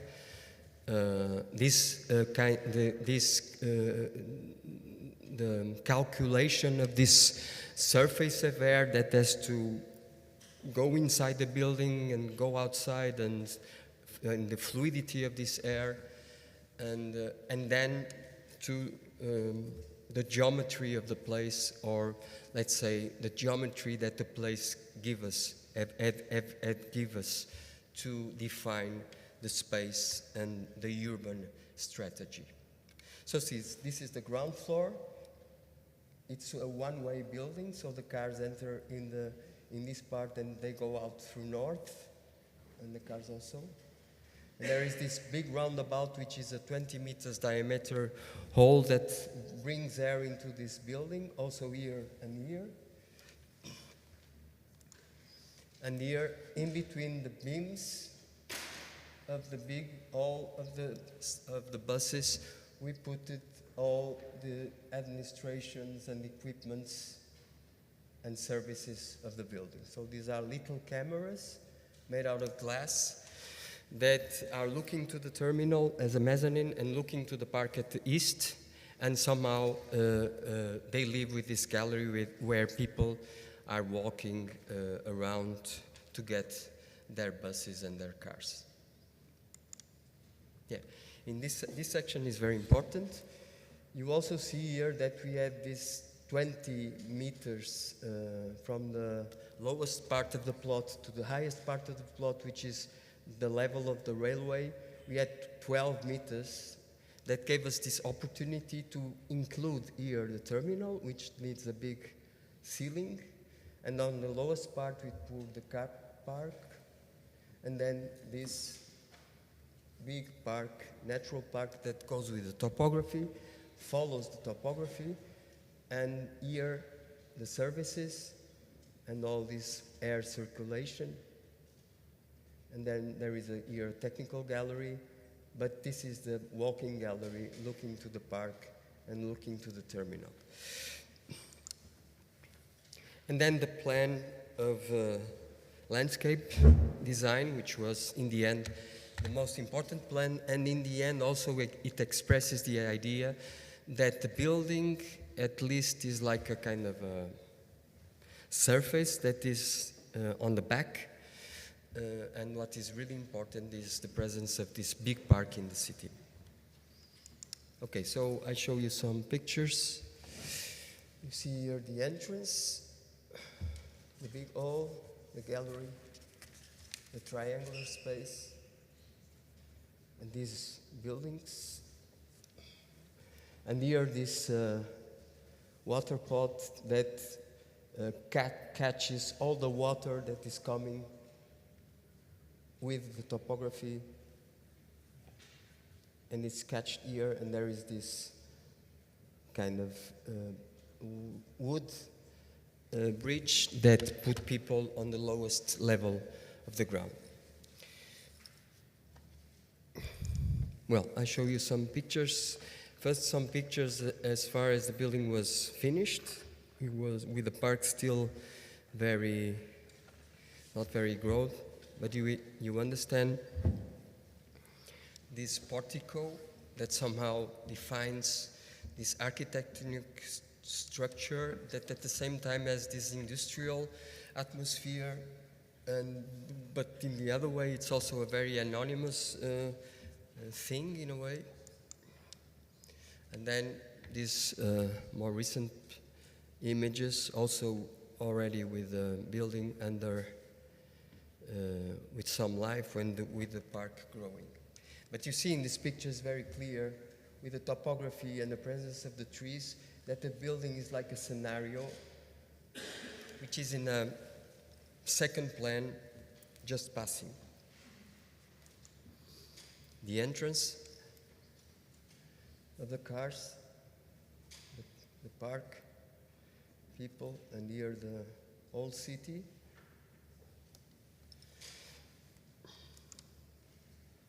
This picture is very nice because it shows the two levels of the building with the car level and the people level and the gallery.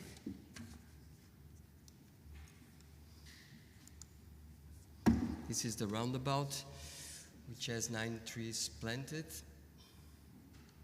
It has the camellia, which is the tree of Oporto. I'm from Oporto. Every house of my family has a camellia in the garden. And in this view, you understand also this kind of topographic element, which is the terminal, to establish this kind of rule of the surfaces of the city. And it's also very clear here the new relation that this fragment can be made through this big infrastructure. Well, and then inside you see this is the pavilion of the big triangular pavilion for the buses, and the mezzanine for the services in between the beams. The big mouth of the north, where you have this where the buses go out, and also we ventilate because this last door has like 40 meters span. It's a lot of air that you can put inside the building. And in the end, it's like a covered plaza. It's like a covered street, let's say. But it also looks like a garage in a way, because it is a garage.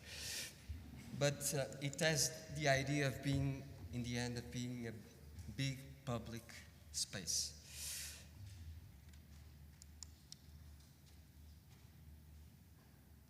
Then there are different paths on other, you have other different possibilities of paths in the garden, because the garden is quite okay. It's not gigantic, but it's quite okay, big.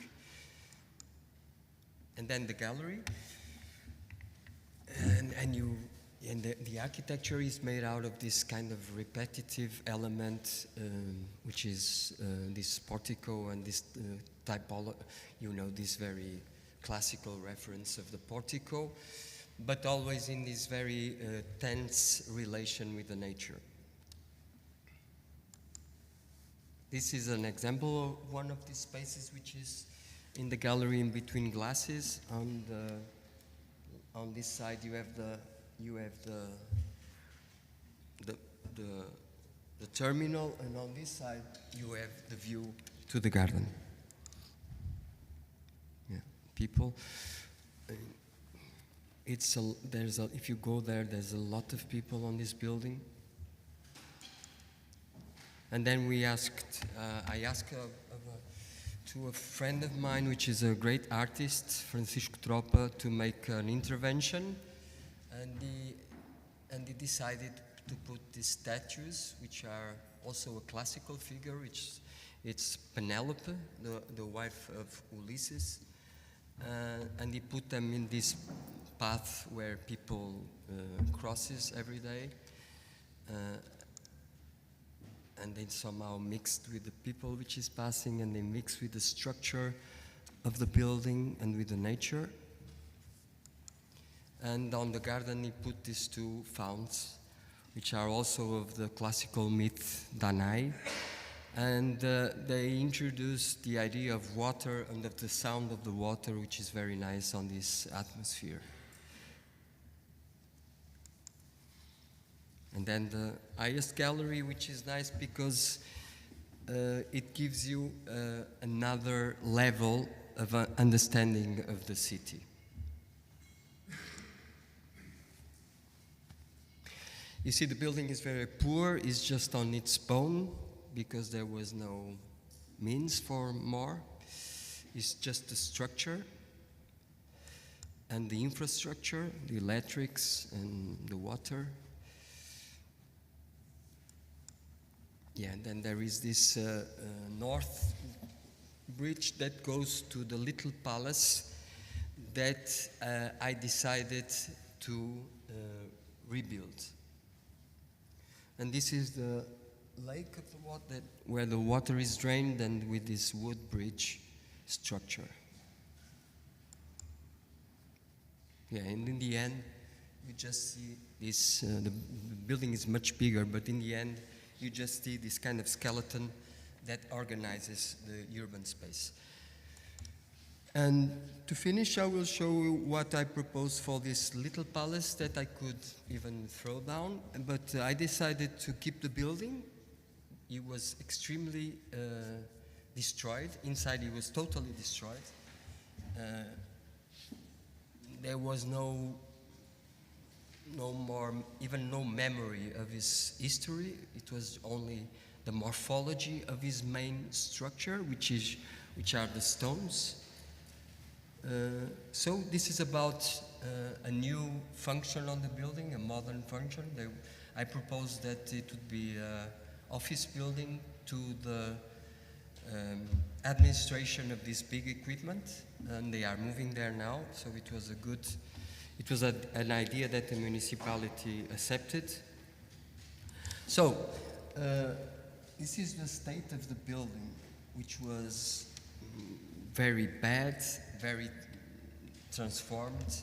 It was no longer this 19th century romantic palace. It was just a ruin, and inside it was totally destroyed. It was very changed, and worst of all, it had this very dramatic context situation where it was so close to all these infrastructures that it lost totally its sense, its historical sense.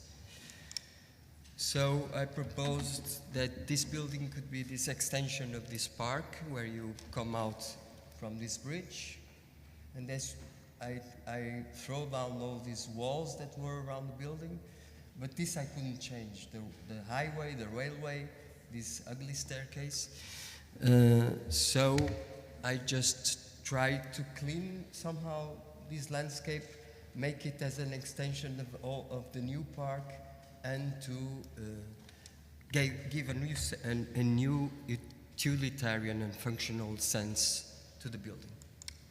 So I kept here this photo. You see this dramatic distance to this infrastructure. How could someone make this to this old farm? But it was done.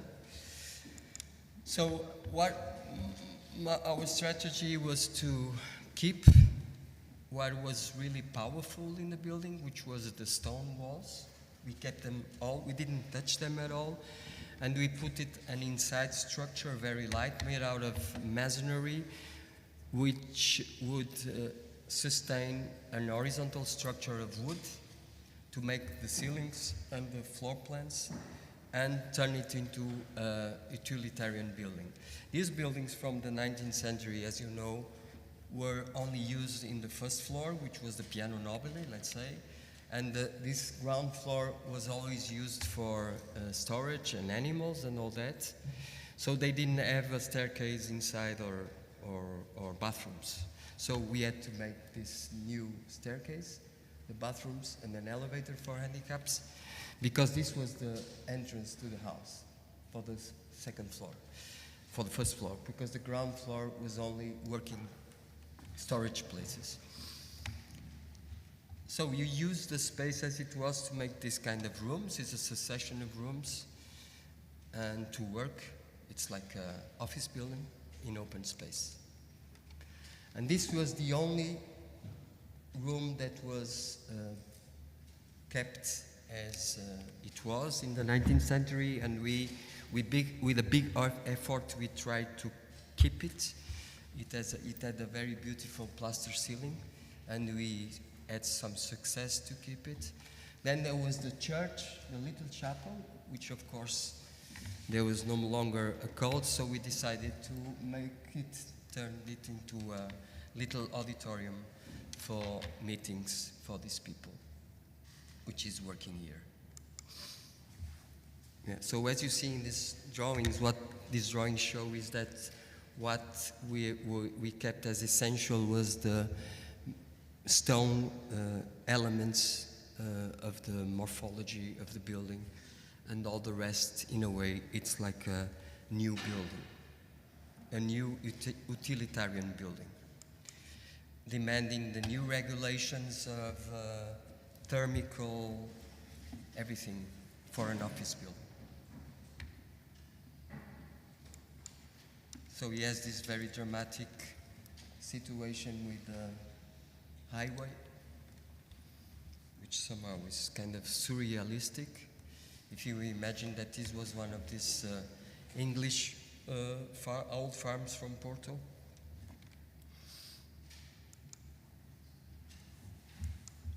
Yeah.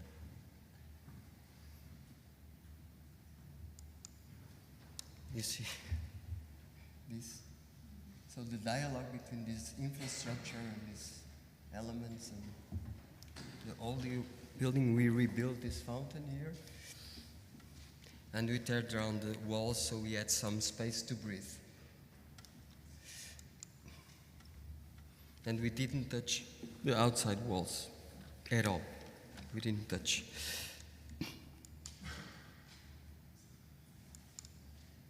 So here you see in this section this very light structure made out of wood and these masonry walls with isolation, thermal isolation, that sustain this new wood structure.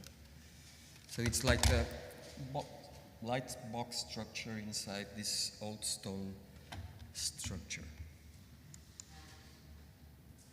You see the wood beams, the new wall with plaster,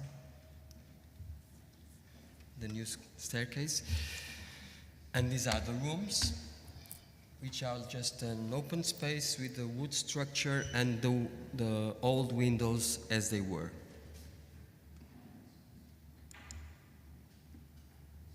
But in a way, in some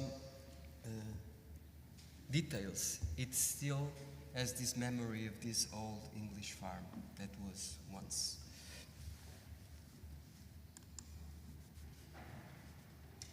Yeah, you see this structure of wood. This is all made out of wood, very light. This is the top floor with the new roof, also made out of wood. It's all new because there was nothing inside.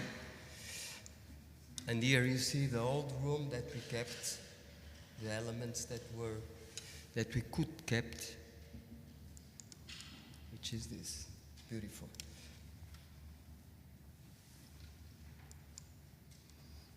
And this big room in open space, which is made out of the geometry space between the old stone walls.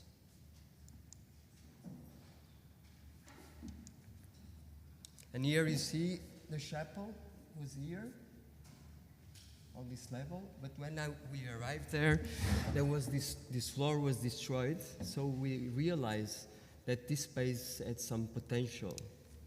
It had some monumentality, and we decided to make this auditorium with a glass roof, and it's no longer a chapel, but it has the atmosphere of a chapel, which is this space.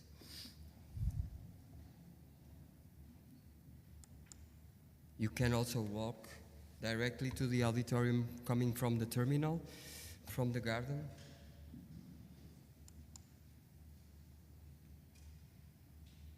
And also very light structure. This is made with aluminium and wood, and the stones has been kept as they were, as found. Thank you.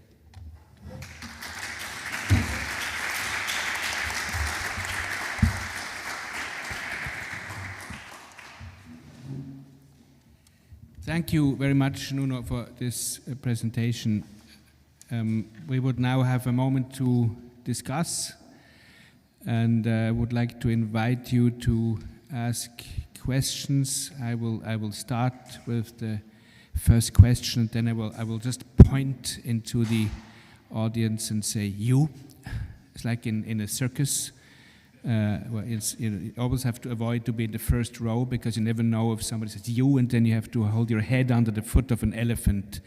And this circus metaphor association, of course, comes to me because I was visiting the terminal this morning, and was excited and relaxed.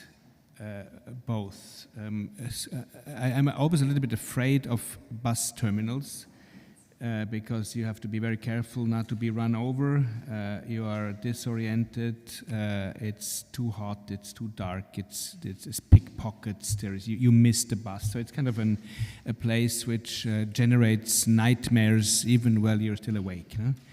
And in your design, I felt totally safe because I felt I can orient myself. You have this gallery which is not at all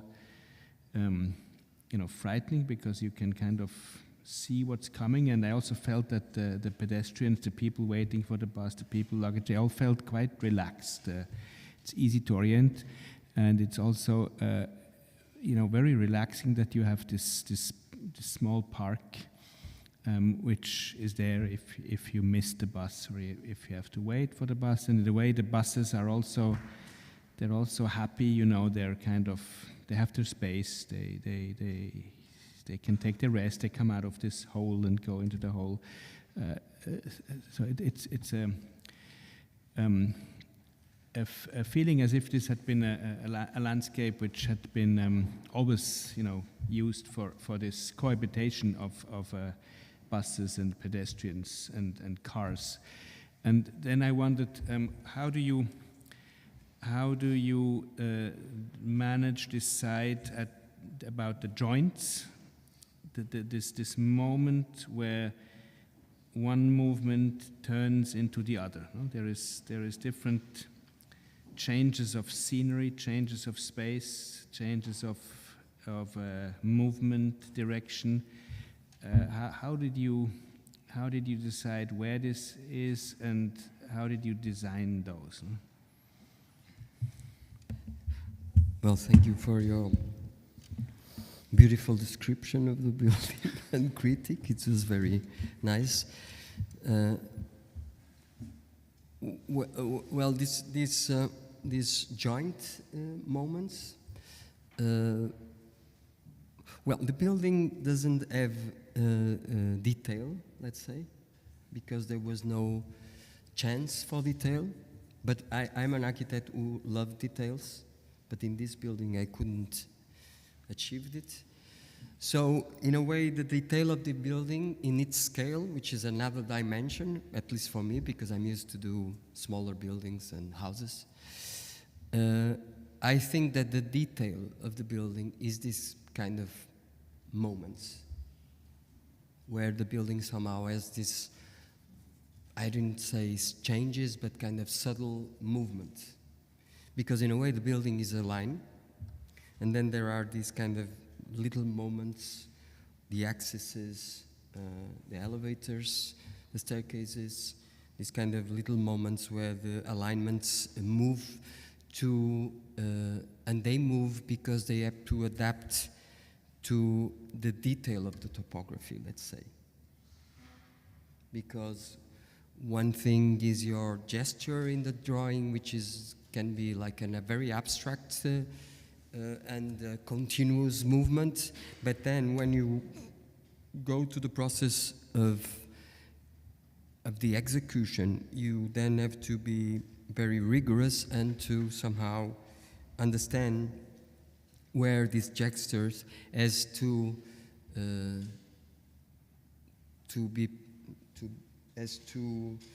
fall somehow, to adapt, to be somehow flexible with the condition of the place, which is the existing elements, the existing objects, the infrastructural objects that were in the place, like the railway station, for instance. And Porto is a very complicated city in terms of topography. It's a very irregular, it's characterized by a very irregular topography, and there's only one way to deal with it, is to have a kind of a dialogue with this type of topography. So you have to adapt somehow. Mm-hmm. And this was the detail of the project, I think. Yeah. Perhaps another question before I start this. Oh, no, I can now. Okay, thank you. First, yeah, please.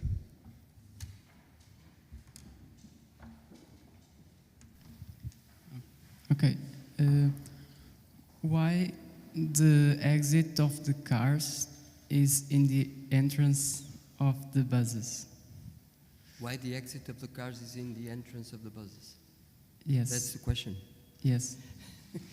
Because the cars need to wait until the all buses enter the gates. Yeah, there is the cars. There were two possibilities for the cars to go out. There was to come again to the roundabout and go through the east mouth, and then there is the possibilities that they go out through north, through the open to north, and in the beginning or till now, they decided to make this more.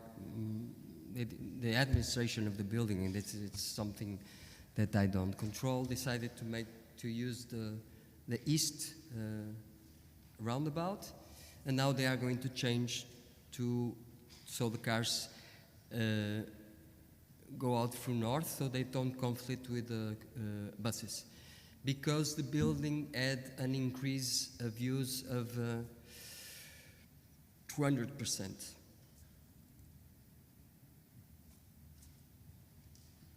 Okay, thank you. An incredible detail which I find no typological precedent is the toilets.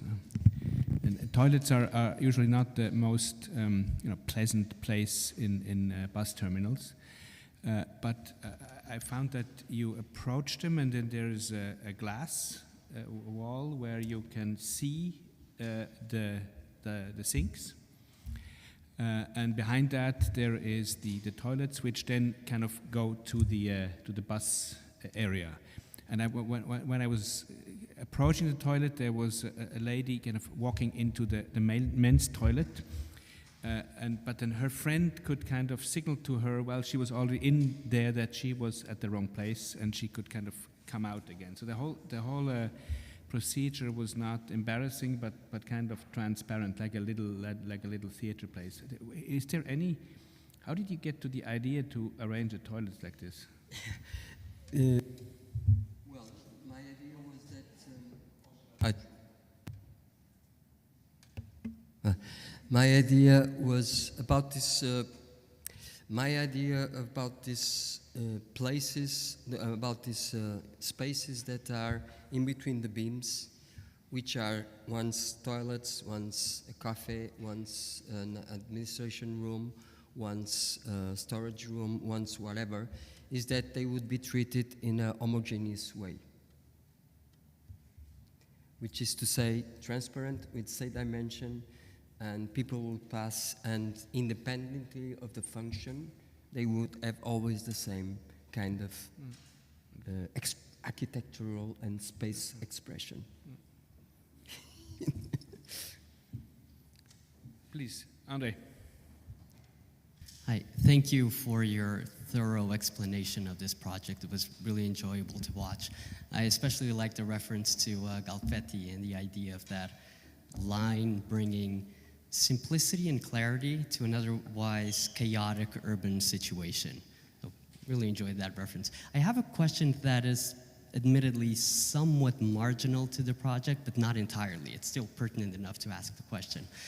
You showed an intriguing picture where people had carved out their own path in the mound, the park area. And I wonder how you, as author of the project, react to that, let's call it feedback from the users. So is this something that your project was originally ready to accept, to embrace, or is it something that makes you revisit the project, maybe in a critical way, or just discovering a new aspect of your project? What could you say about that? Yeah, I think it's, I really think it's beautiful. Really, I think it's beautiful that people make these paths, and we just will keep them, because It's beautiful. And in a way, the park, as you see, the park has no big design. It just has this parallel path, which is parallel to the gallery, and it has nothing else. In a way, so that people could use it in an indifferent way. So, and then, of course, this is very common that in an irregular topography and difficult topography to walk, people will discover more easy path to cross. And I would say that is what we call something that you cannot design. It's beautiful to keep it. If you start designing that, it will be a disaster. Or to correct that, it will be a disaster. So the building is a kind of, it has these very strict rules, but then the rest is like freestyle. Let's say.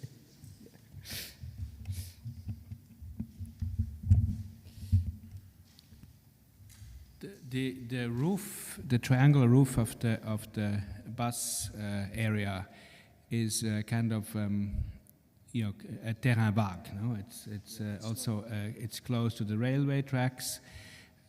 You can look at it, but you cannot enter it. Was there ever an idea to make it accessible, or is this conceptually from the beginning an image? No. The roof was always thought as a safe distance area for the pedestrians, safe distance areas to the railway.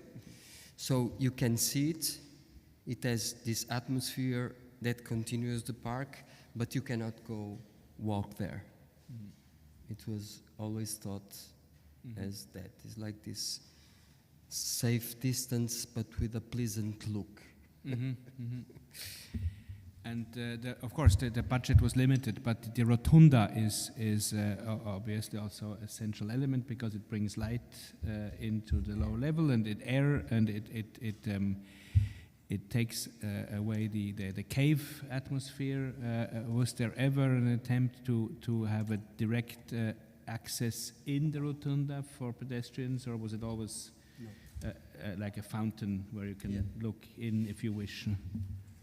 No, it was. This rotunda is made to. The rotunda is made to regulate the traffic, and it was not.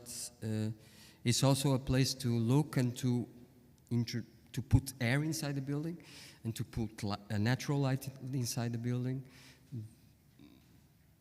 but not to be walked. Mm-hmm.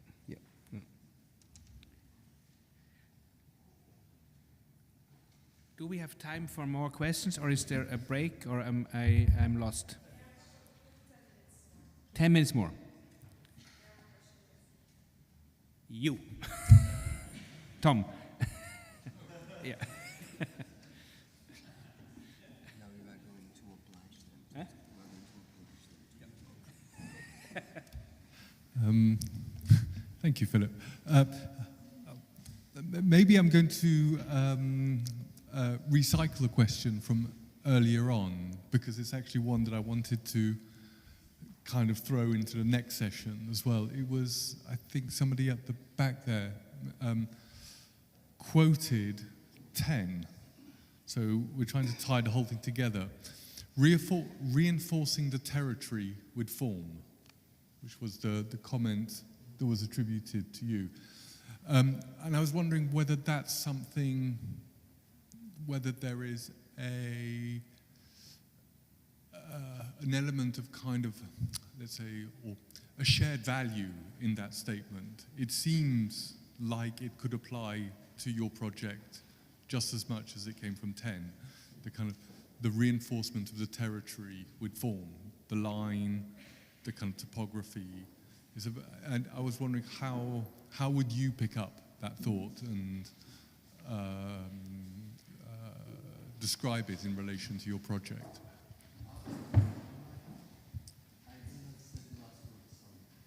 How would you describe, how would you process that idea in relation to your project? the line that came from 10, that they reinforced the territory with form. Form. Sorry, that's a very bad question. It's my accent. It's not your fault.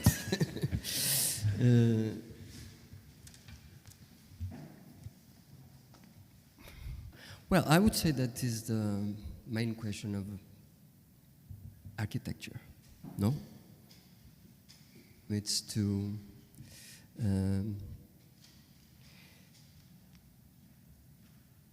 it's to, I mean, we give sense to the space, we give sense to society, let's say, through space and form.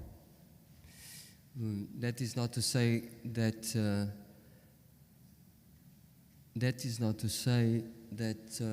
form it's a kind of achievement in a first glance or in a first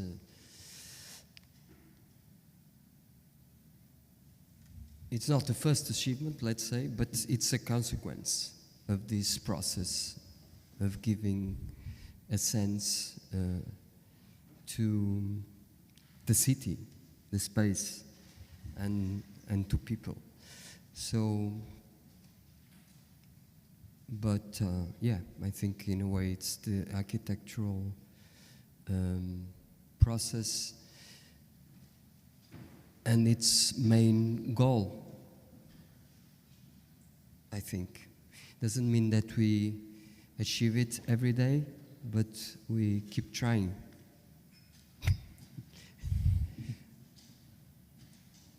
Yeah. Thank you. The next question goes to Filipe.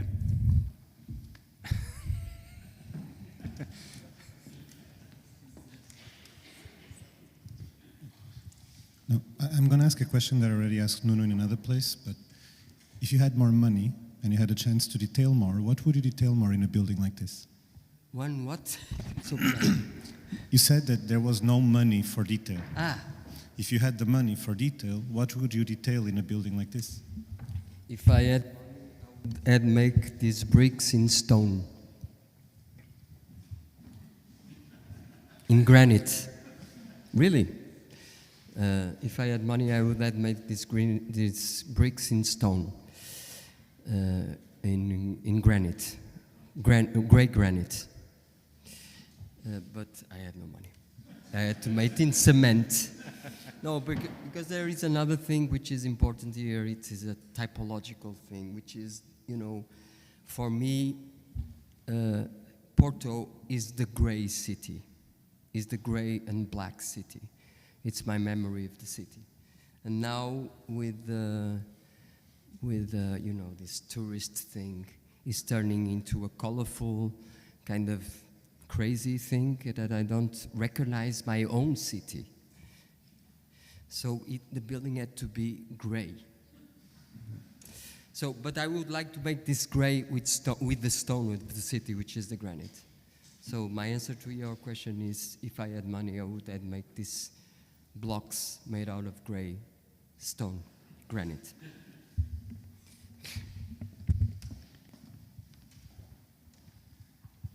No. As you didn't have money to use brick and granite.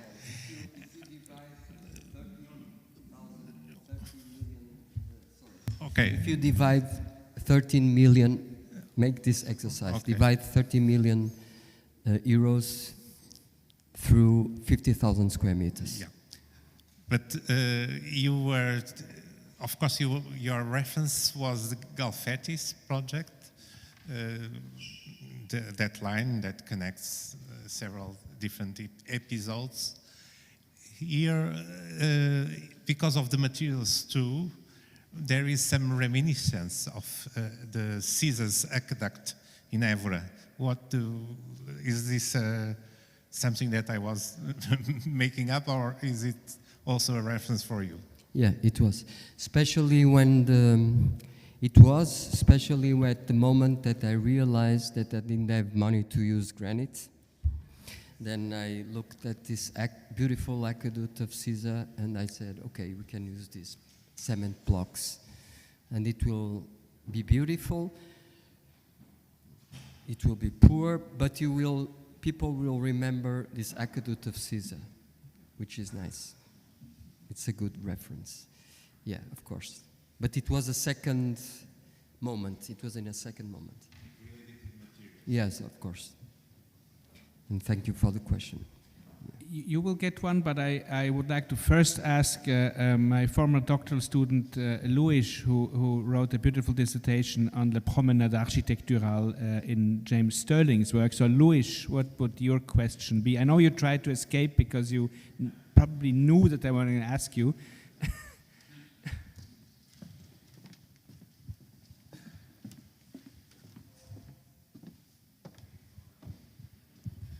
Thank you, Filipe. You know me well, so you watch me escape, but come back again. I don't really have a question, but I want to congratulate Nuno for the project. I think it's a really nice building, and one which is very unique and radical at the same time. And that's it. Hence my appreciation. Congratulations. Thank you.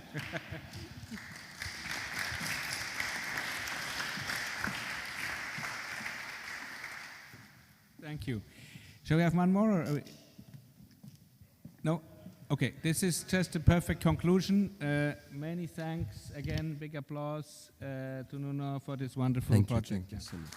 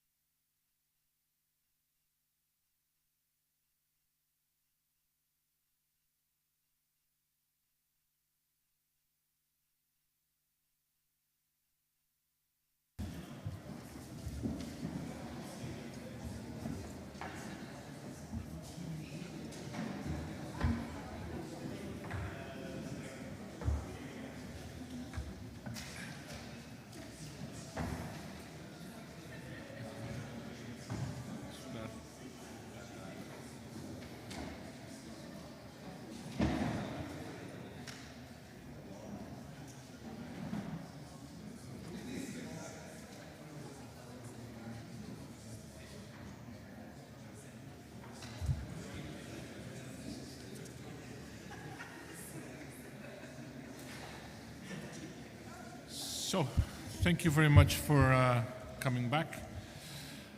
We will restart, and to reconvene the session, I will ask Tom Emerson to join me at the table, and also Rui, if you can join me. So this is the last stretch, and I hope you have all the beautiful questions ready for the end. Thank you very much.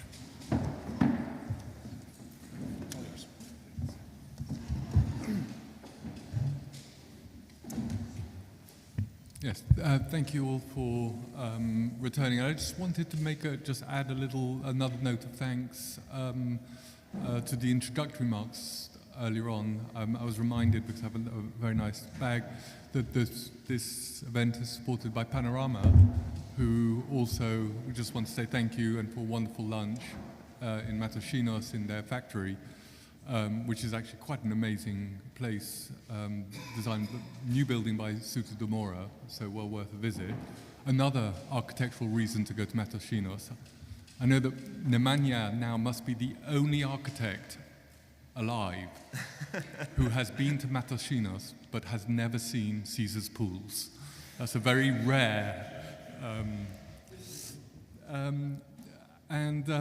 Anyway, we're coming on to Studiolo, or Rui's practice. I don't have an extensive introduction to make because we know each other socially. We share an office in Zurich, where Rui teaches.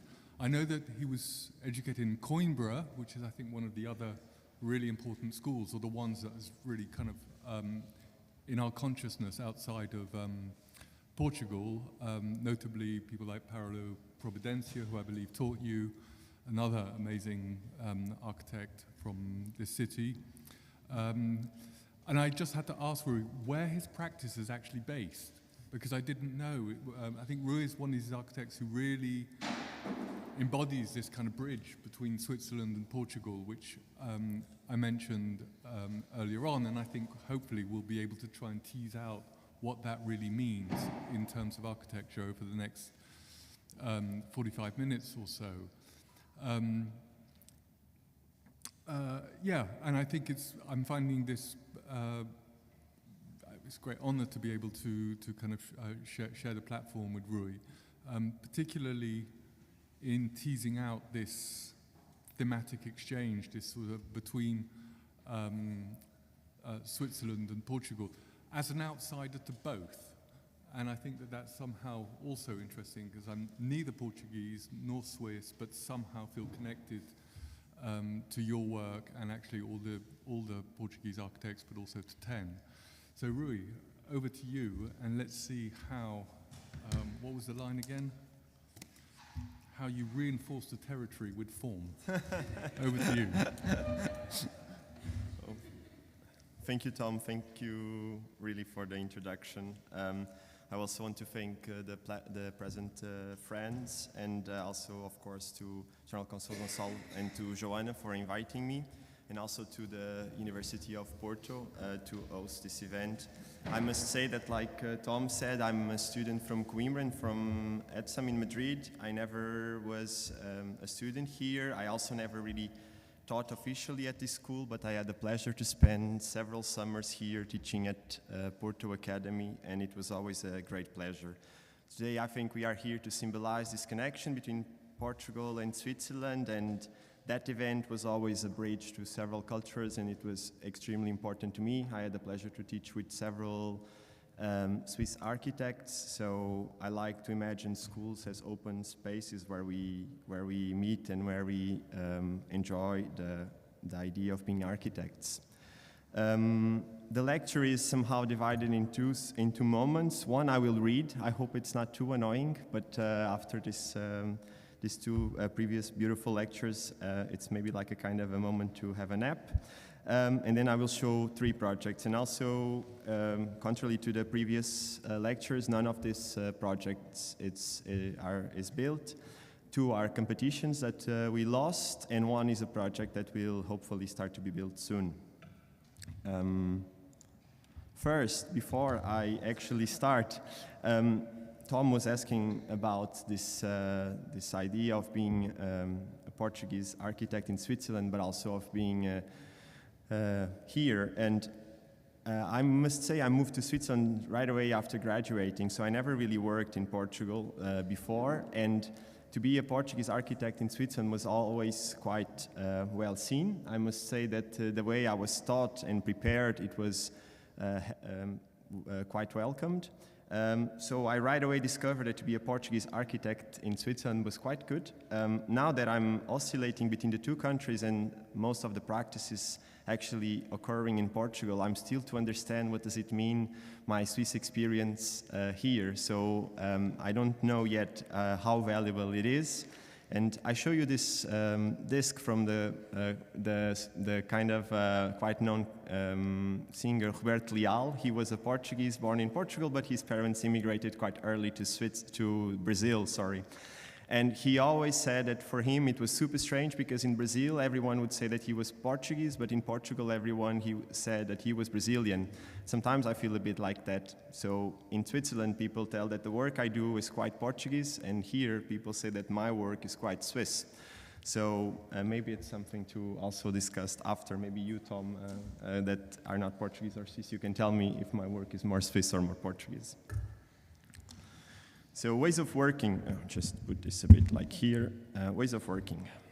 This is a little bit just an introduction since it's such a young and small practice, maybe it's easier to understand how we work. Right?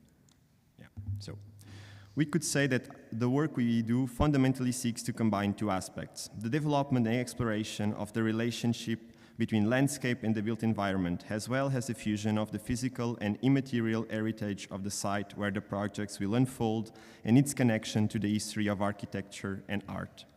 First, our profession deals with tangible and real issues. We must think about what, how, when, and whether to build. There are economic factors to respect, laws and market pressures that constantly shape the work, as well as clients, good or bad, each with their own visions and desires. Architecture seems also to bear the responsibility of addressing the climatic and sociological crisis of our time, and I believe we do have a role to play. However, for me, these dimensions of the profession, which play a fundamental role, are nothing more than parameters to consider, issues seeking answers that must be resolved or incorporated into the working process. The projects I will show today are responses to specific problems and requests. They deal with, or better yet engage with, the common issues I've previously mentioned. Despite this, the work is not defined, nor is it aimed to be defined as a mere sum of these factors. I believe the architect's role is fundamentally to breathe soul into the buildings that solve problems and fulfill needs, to allow oneself to dream of things that are not yet present, to speak of beauty and other aesthetic dimensions. Architecture is an intellectual profession.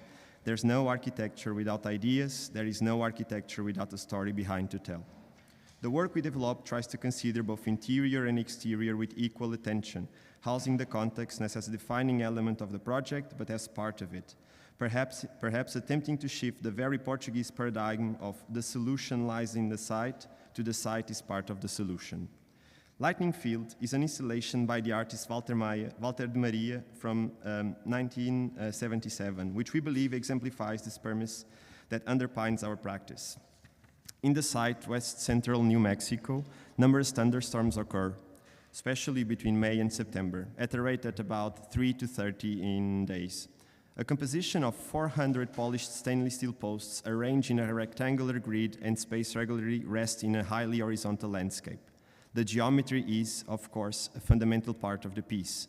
The physical nature of the object enhances the capture of lightning, intensifying the experience of contemplating the storms. The object acts as an amplifier of the qualities or potential of the site in a symbiotic relation. The land is not the setting for the work, but the part of the work, said de Maria. We are certainly very interested in this idea of objects that emphasize the qualities and dimensions of a place. The capture of lightning is not the only device resulting from the dichotomy between landscape and intervention. All the posts reach the same height, each of them at a specific height. The small topographical variations are thus diluted, reinforcing the sense of horizontality of the place, but also its expansive character, in a scale closer to the experiences of the sublime in a Burkean sense, in a scene that could have been painted by Caspar David Friedrich. While each object stands as a singular and independent, where if it not the post symbolically representing a vertical line akin to a unit, the relationship between it and its peers and the site also reveals signs of symbiosis and cohabitation. These contrasts between landscape and built elements are portrayed here in these plural relationships, where coexistence creates possibilities for interpretation and understanding. These are ideas that continuously inform our working process. Prioritizing continuity between the built and unbuilt, between object and landscape, is a permanent goal, giving equal importance to each world and believing that from their friction, a specific energy, like those lightnings, might arise. In addition to the physical heritage of the places we intervene in, we also like to consider the histories and memories lived there, a logical order where the past emerges as a kind of fuel that allows the project to move forward, giving form or presence in some way to the absence in the form of the previous experiences. Each project is a body that materializes and gives form to a number of stories and lived situations. In '72, Mata Clark exhibited Walls, a series of photographs showing buildings with their facades removed, revealing the complex and rich interiors. These observations demonstrated Mata Clark's social interest and claimed the metropolis as a canvas in action, or better, canvas for action. While the images exhibit a set of scars from occupation, traces made of debris and wallpaper that aesthetically opposed to the then dominant expressive abstractionism, thought to directly evoke associative image with which each observer could relate. We are somehow interested in creating these associations, a kind of architectural density created with and through these traces. In the Tukuk project, the transformation of a house into a restaurant, the first floor of the house is converted into the main dining room. The small divisions disappear to give way to a spacious and generous area. The memory of the domestic scale takes shape in the floor, which, through the reuse of the old hydraulic cement tiles, draws a kind of a rug that highlights the former typological organization. In the addition to the relation with the site and the histories it contains, there is also the interest in the history of architecture and art. The goal is to produce architecture of its time, but as T.S. Eliot defined in Tradition and Individual Talent from 1919, placing importance on cultural continuity, referring to previous examples that, as references, assists like a cane in the slow and winding paths the project process often takes. Like any tool, this reference serves to facilitate, improve, and expedite the process, but are never the result in themselves. The work of Jeff Wall can, in many dimensions, exemplify what we have been now explaining so far. Picture for Woman from 1979 is one of the artist's first and most iconic photographs. The piece consists in a large photograph printed on a cyberchrome transparency inside a fluorescent light box. The foreground of the image shows the photographer himself on the right, triggering a large format camera with a cable release. The image of the photographer and the camera, which occupies the central area of the frame, appear to be reflected and returned by a large mirror that extends along the length of one of the walls of the room. To the left of the image is a young woman, posed enigmatically and conventionally, her gaze directly at the camera lens. The presence of two vertical bars visually divides the image into three, as if it were a triptych. The scene takes place in an elongated room with parquet floors. Chairs are visible in the background, and a work cable is placed near a long radiator beneath windows. The environment evokes a classroom setting within an educational institution. The walls, covered in rough stucco, reveal the electrical installation. Several lights are mounted on the ceiling in a regular arrangement, lighting the room uniformly and structuring the depth of the image with their light. We witness a kind of carefully orchestrated interplay of gazes.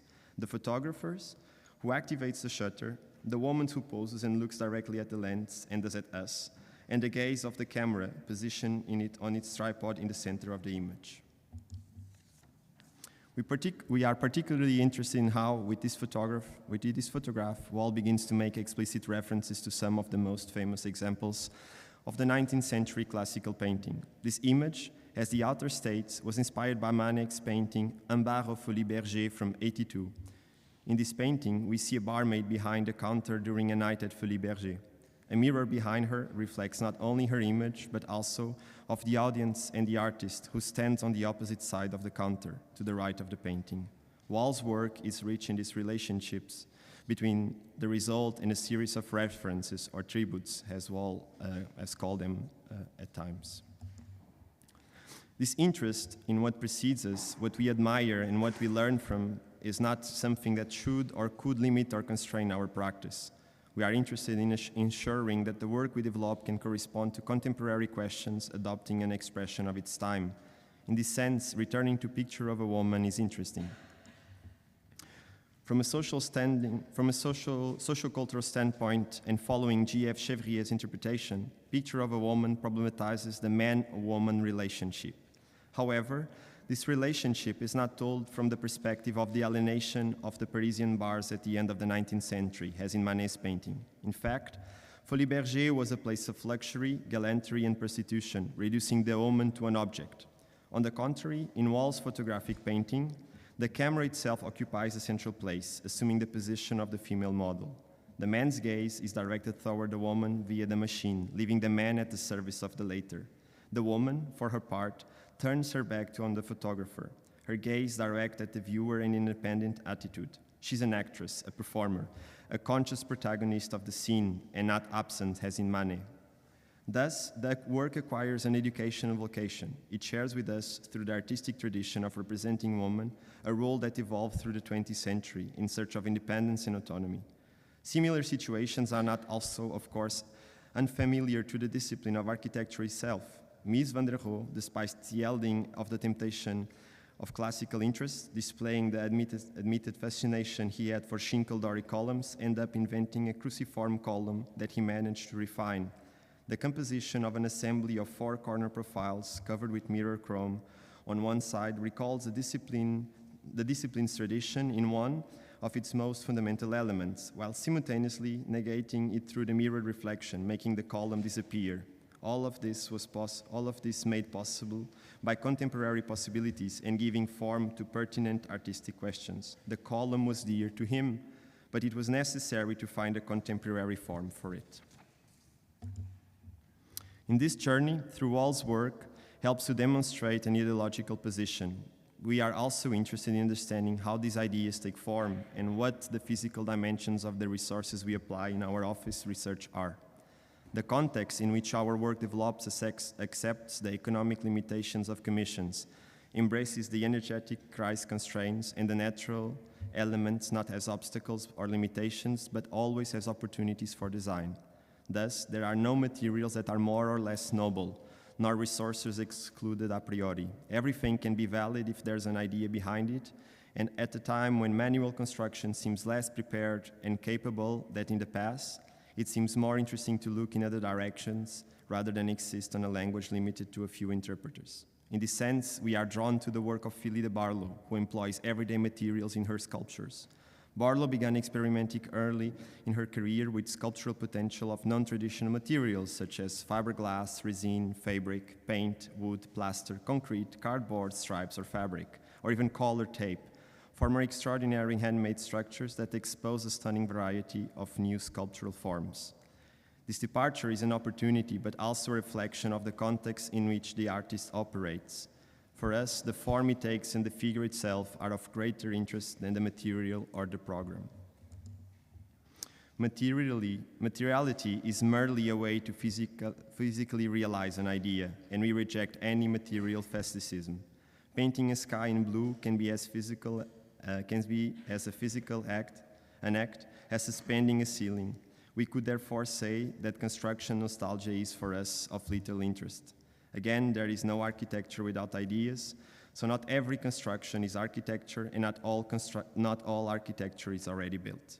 The work does find a possible path between what is on site, what is on us, what we discover through the project process. The projects are the result of these constellations. Okay, sorry, now it will be a bit more fun. Okay, so to start, I will try to be not too long. I will show 3 projects. The first one is, it's called STUDIOLO 2. It's a competition, and it was a competition in Portugal. It's actually the only competition we ever did in Portugal. If there are students here present, I don't advise you to take too much notes. We were last, so it's not a good project, probably. And it's in Lisbon. It was for a... Yes, let's say it like that. It's in Lisbon, and it was for a cooperative housing in quite close to the pavilion of Sporting Club Portugal in Alvalade. And of course, Lisbon, as most of the cities in Europe, it's also affected by the climate crisis and by the heat island effect. And we started really with this observation that most of the issues surrounding the site, the plot that was, is it there? Yeah. The plot is there. Okay, and now today it serves as a parking lot, and most of the area around, exception made to some trees, it's quite sealed. We must imagine that even these fields here, they are actually sealed underground. So there was a really, it's quite a big issue, no? And we decided to start by this analyze, and our proposal was right away to unseal the max we could and to really create a different type of environment. So we made an analyze of, we sometimes think about cities in a way that we think about the cars and the infrastructure and about the people, but still in cities there's huge, quite strong environments, and there's a lot of life that occurs. So we started to analyze what were the fauna and flora that were around, and how could we try to also create spaces where these plants and these animals could also live, and not only necessarily thinking about the people.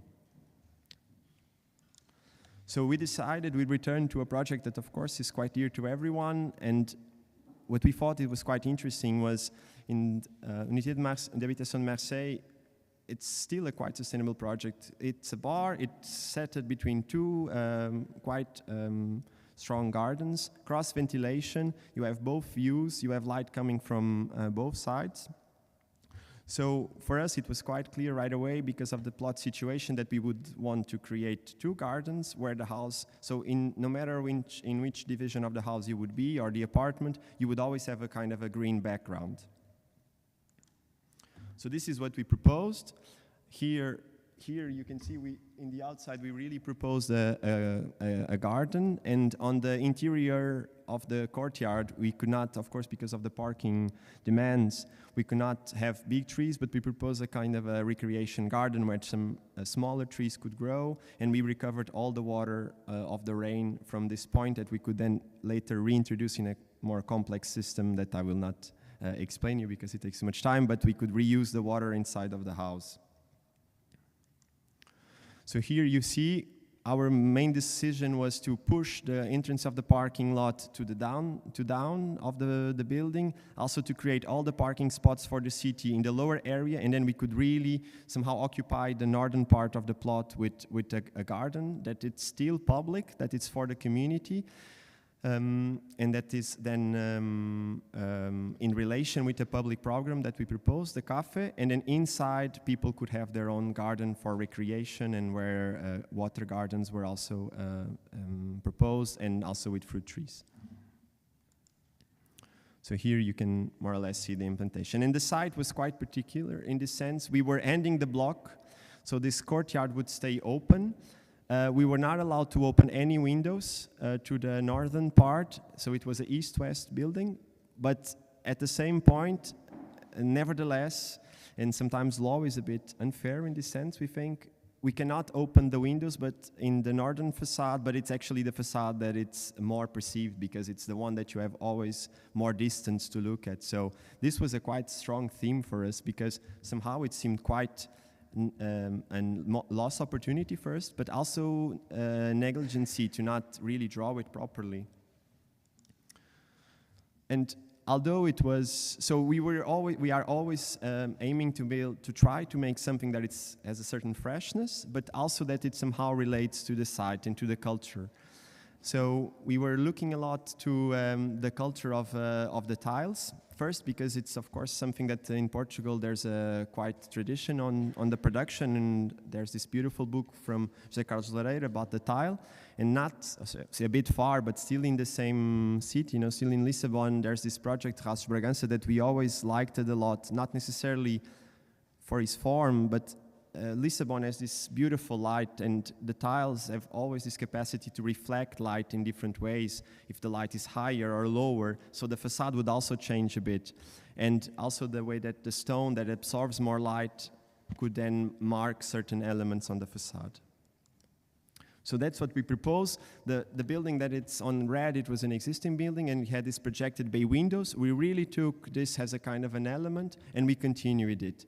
And so it's a quite simple structure. We had to maximize, in order to maximize the floor height, the building height, we make a super compact building with slabs of 20 centimeters in order that we could then add a last attica floor.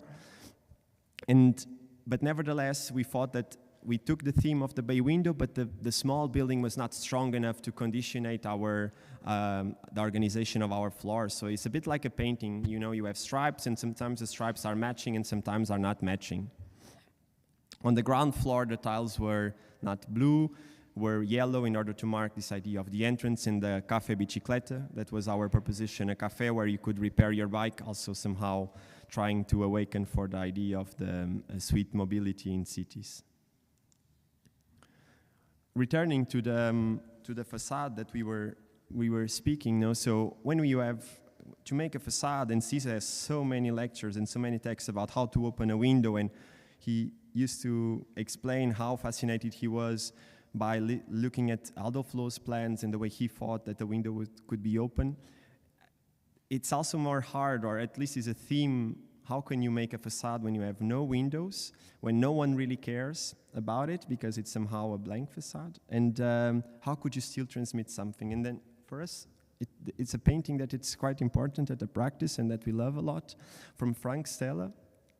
And in this painting, when I first saw it in New York, I realized that the perception of the painting is changing constantly. So from far, the first thing I saw, but maybe I also don't see that well, I saw a black square on the white canvas. And then as I was closer, I started to understand all this configuration of the lines. And depending on the way I would look at the painting, there would be different centers of gravitation. So sometimes I would feel that the center of the painting was here, but sometimes I would feel that the center of the painting was here and directing me to this point. So this was, for us, it was quite interesting how with certain stripes and lines you could introduce so much density into a plan.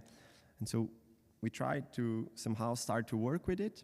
We could have windows on the attica by making a step back of the facade, but on the lower part it was purely composition, because it's for us like a stage. No, it's like we try to make a painting is actually what we are trying to do. Not that we consider to be artists, but we are just trying.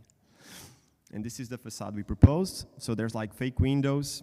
It's just with the tiles. And also, if we imagine that sometimes, again, with the difference of the day, the light will have a different initiation on the facade. Sometimes you would see this white, you would see quite well the yellow squares, and sometimes you would see much more like has an absence of it. And in the end, we made a model for the competition, and later our good friends from FAUP said that it was totally wrong to make models in competitions in Portugal, so we were not aware. Maybe now we will do different next time. But we made a model that would try to demonstrate, like I think we can understand the idea that the bay window would then continue with these other bay windows, the stripes of the Leo stone that would somehow weave with the context, and then this strong face. And to the back, we proposed a kind of a balcony facade where every tenant could be in relation with the garden. So even if you are not in the garden, you can always watch your kids playing with your neighbors. And so there's a kind of a more private world.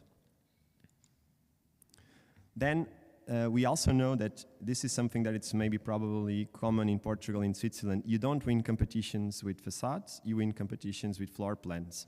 And it was there was a lot of pressure to make good housing, so the surfaces were really, the square meters were really low.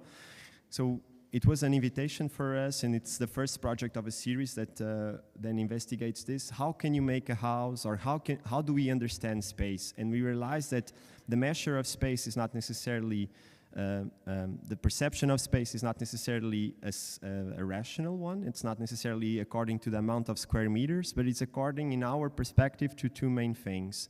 First is the length of the eye So how far can you see? And this gives a certain size. So in this room that is quite generous, the window also gives us the perception that the space is even bigger. And the second one, and maybe the most interesting one in a plan, is how you walk. And if you walk in a house and you arrive in a dead end and you step back, then your brain reads the space with a certain size. If you can walk without coming back, then you always have a different sensation, a sensation of bigger generosity. And Villa Lac for us is an example for that, you know? So it's a super small house. I will not explain too much because it's like one of the recent masterpieces of architecture. But what we find really interesting is this core, you know, that when you enter, that you can always circulate here where there was the bed, even the bathroom has the relation with the fenêtre longueur, and then we can always walk around this core. Also from the outside, then we can go to his office. So, you know, by making this, Corbusier makes that the experience of the house, you never really experience that it's a small house, although it's a super tiny house, between the big perception constructed with a long window and also with this way of walking in the house. So we tried to do that, something like this. It's a flat, it's totally different, of course, but we propose that we have two facades that are super open and walls, and then between these walls you could always walk around. And also it was important to guarantee that, you know, if it's Sunday and it's Sunday roast, smells a lot, that the kitchen also then could be closed. And if it's the bathroom, then you could also close it, but you could also leave in an open plan if you wish. So this is our plan. And as you can see, I will not enter into much detail, but you can always have an access. The bathroom is also thought as a part of the daily life. We try to open the space in order that the people that inhabit really occupy it in a free way. So in our house, when our kids are having a bath, it makes part of the everyday. It's open doors. So we leave most of the times with open doors. And to give 5.6 square meters to a place that it's not part of the enfilade, of the constellation of the house, it just seemed a missed opportunity. So even the bathroom is part of the house, and as you can see, most of the times you can really circulate. I'll just make one quick. So you could always, for example, enter here, go through the bathroom, wash your hands, leave your clothes on the laundry, be in the kitchen. You are already in relation with the activity in the main room. This is more like a joker room, but you can always also have it then as an office, come back, come from here, balcony, and this also occurs in all the other apartments. And this for us, it was really like a super pragmatic way also of building because it was much more economical. There would be areas which would be with generous windows because of this idea of having this light. And this is a painting by Marie Kors, American artist that we like a lot. She uses like painting that normally you use in highways in order that it reflects. So when you look at the painting, it really like sends light. So for us, it was a bit like what we were trying to do. There's areas where there's a lot of light, the common areas, and then there's areas which are where you are more private, like in the rooms. So there you have a little bit less light, smaller windows. And this is a little bit how the space would somehow look with this possibility of closing and opening. Also, one thing we tried is that the system is rational, and it's because it was a cooperative.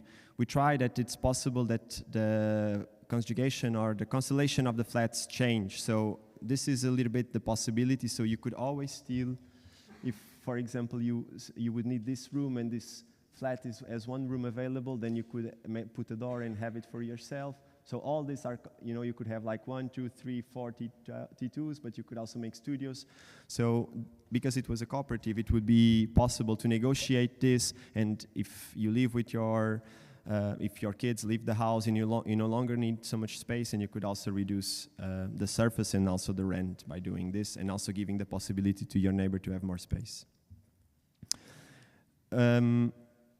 Normally the challenge of also making a house in that it's not a high-rise like the 10 ones, but that there's a certain segregation. You enter in the lift, you go home, you don't see anyone. So we decided to put public programs on the ground floor and on the top floor. So the common room and the laundry are on the top floor. The laundry is actually the best place to have it because we had a water tank of the recovering of the water, and then we could use this filtered water right away directly there. And on the ground floor we had the cafe and a kind of a rentable area for for the kids and to make birthdays, and also two guest rooms because the flats are not too big, and if you have someone visiting you, you could always use them. So here it's a bit the plan that try to promote a little bit the relation with the garden. And on the top floor we have 2 special apartments that are slightly smaller, and then we would always like to imagine that if there's a party of the building, so you could also use a bit the nice laundry space with the balconies. So we try to make a system where this space would be possible to use in continuity, and then there's some equipments to somehow help out. Yeah, and this is a little bit the way we could imagine this space, also with the balcony and the vision to the garden. And when there's lights out, it ends. And with that, we go to the next project. That it's a competition, and like I said, we were last in this competition, so again, maybe notes are not recommended. This was a competition we did in Switzerland, also for housing. We were not last in this one. And it's in Basersdorf. It's a small village close to Zurich. And there was the proposal, so here there was a site. This is, this is the site.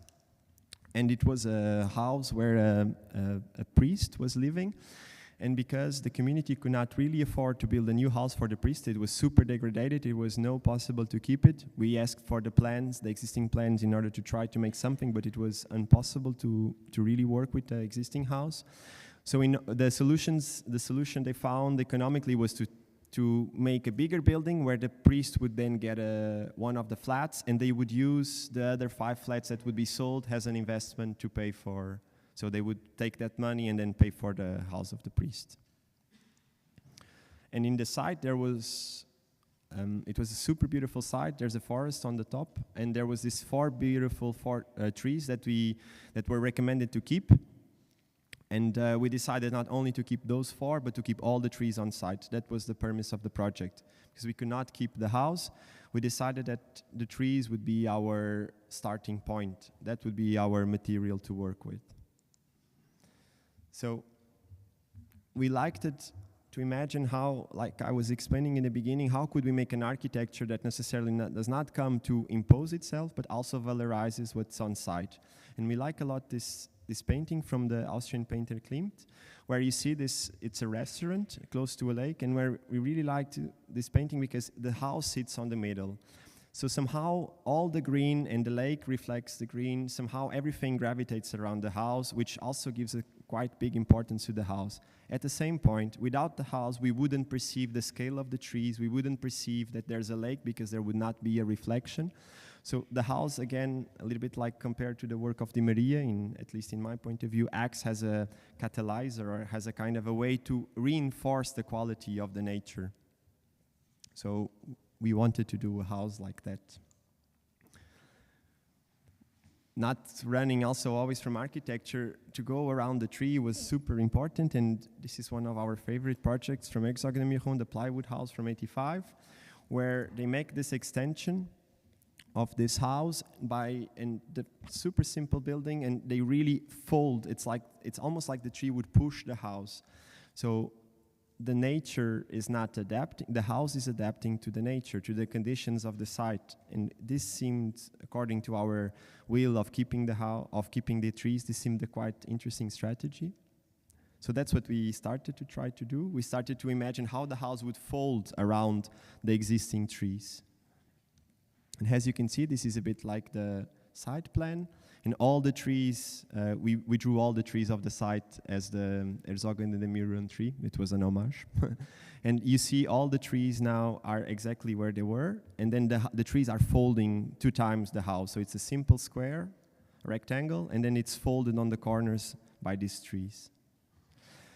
It was a quite strong, heavy law, super complex. So the law said we needed to make a certain amount of apartments, 6, more an office, and then we only could build 2 floors and more 1 attica. But there was a particular law that said that all floors that are more than 60 centimeters up from the natural existing terrain are considered a level. So if, for example, we would have made a flat building, then we would have lost one floor because the garage would be considered a main floor, and not a garage. So we had to make a kind of a split level house, and this was a challenge also. And it was quite funny to imagine how a lift works on a split level house in such a small building. So the house for us was a little bit like this Japonica, this beautiful retreated in this Carl Bosfeld picture. There was this. We thought that maybe we need an element that articulates this two heights. So here you see in the model we have a kind of a spine in the middle, which is this vertical green line, and then the stripes are just coming from it. And together with the homage together with the reference of Carl Bosfeld in these trees that were existing on the site, somehow in our mind it seemed that we were making also a tree house, and this made sense. The floor plan, it's also dealing with these ideas that I was explaining before, although it's a different context, it's not so urban. So we had 270 degrees of opening. There was 2 apartments. And the lower one was for the priest. It was a bigger apartment, also with some representative areas, but nevertheless, you can still see a bit this investigation. So there's still areas where you can always walk and cross and then leave and then come again. So ideas that we find interesting in order to potentiate the size of the apartments. Also, one of the discoveries was this kind of spine also in the middle of the plan where the lift articulates the 2 heights without being in a kind of a box. So when you would open the lift, if sometimes you could even almost see your neighbor on the upper part. And yeah, this is a vision of the priest apartment with this relation in all the senses, and we thought that the chimney would be a great way to symbolize this rurality. On the Attica, we need to step back, but we still make 2 apartments that are slightly different, but keep the same qualities. So a smaller one on the top and a bigger one on the back part. And this is the way, when we are on the top of the tree, somehow from this apartment, we relate with Pizarro painting on the back. When we make a house on this context, so I was trying to speak a lot about vernacular ideas and things that are on site. And for us, like I said before, it's still quite important to think, how can we still make architecture of our time, and there still has a bit of a fresh air. But we returned to Klimt, and this wood house was somehow always around. But we were asking ourselves, how can we make something as beautiful as this house of Klimt, but in a more contemporary way?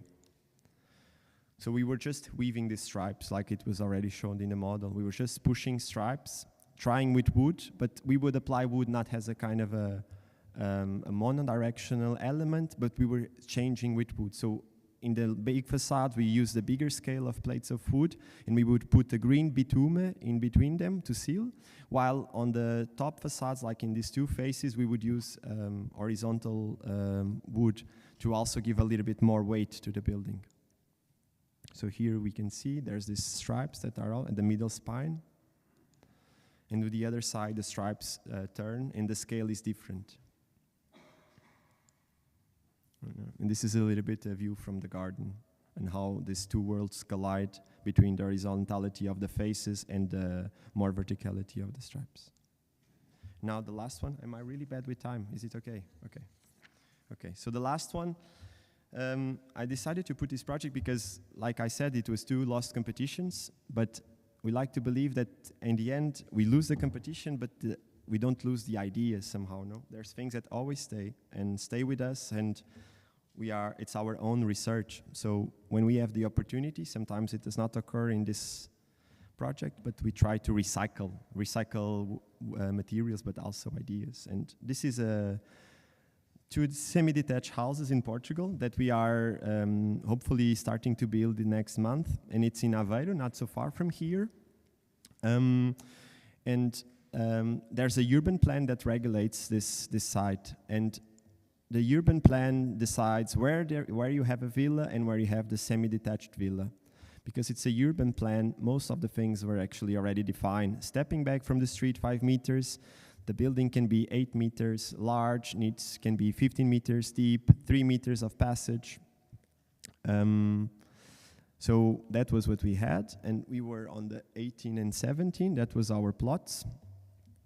And we have never made a semi-detached house before, and right away we started to understand that there are certain questions about making a semi-detached house. And a semi-detached house is a typology that actually was invented, or I don't know if invented is the good word, but it was developed in the end of the 17th century by most of it by landlords that wanted to accommodate their employees in a quite efficient and economical way, but still, because it was a lot about representation, they wanted to somehow look good for their friends.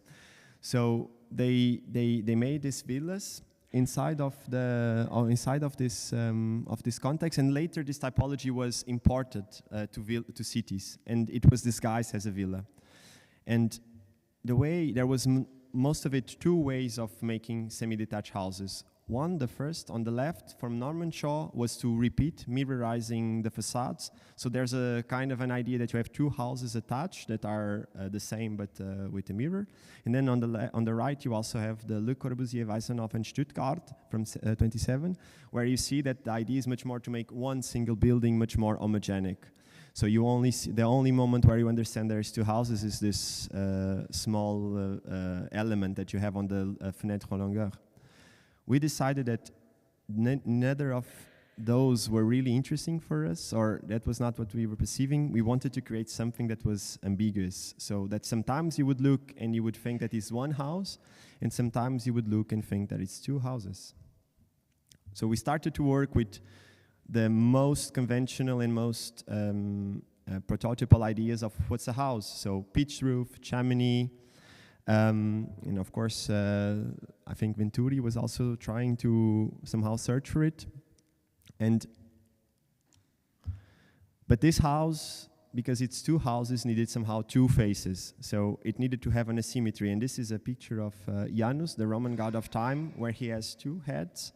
One is a younger one, and the other is an older one. The older one looks to the past, while the younger one looks to the future. So in some artists represent them almost similar with small differences, and sometimes it's also more different. But we were really wondering how could we make something that it's quite close. So we presented this to the city council. It was our first model. We presented to the client was happy about it, and then we presented to the city council, and the city council said, it's all good, we like it a lot, it will not be a problem. We returned home, and 2 days after, the city council called us and said, look, there's a problem. We actually forgot to send you a section, and it's not on the file of the project. But now we realize that you cannot make a pitch roof parallel to the street. You can only make a pitch roof perpendicular to the street. The client was already in love with the project. It was quite a down for us. So we decided that we would not tell this to the client until we had a solution. So this is what we did. So we arrived, we explained to the client that we had a problem, we inverted it, and we made the pitch roof perpendicular to the street, but we emulated the old facade on the new facade. And for that, we use tiles, and Aveiro has a huge tradition of tiles also, and the idea is to use tiles that are not good enough to be sold. So, and because of the composition, again, that we recycle a bit from the project you saw before, because of that, it's no longer so important if the tile is a bit broken or not, because the lines will make this less relevant. It will be more about the geometry of the way you apply the tiles and less about the quality of the tile itself. One thing also, as you can see, and we were saying, first, when you look at the facade, it seems that it's a symmetric facade, but then if you look carefully, it's not, because this window, it's the same window that it's here, and then this window is a vertical rectangle, while this is a square, and this window is to the center, while this window is really a bigger square and aligned to the lateral part. But we kept the 2 doors here. We did not want to make them step back, again, because of this idea of the ambiguity. Is it a house or 2 houses? And we really celebrate this huge chimney in order to symbolically say that maybe it's only one house. And here you see, with the beautiful pictures of Francisco Ascensão, the two volumes that are next to each other in our office. And the situation of the entrance, and the way that also it articulates, although we need to make a pitch roof to the left, to the other, on the lateral facade, we there assume a platibanda, like a kind of a horizontal, and then the roof just starts after. So there's a lot of trying and with not making what they want.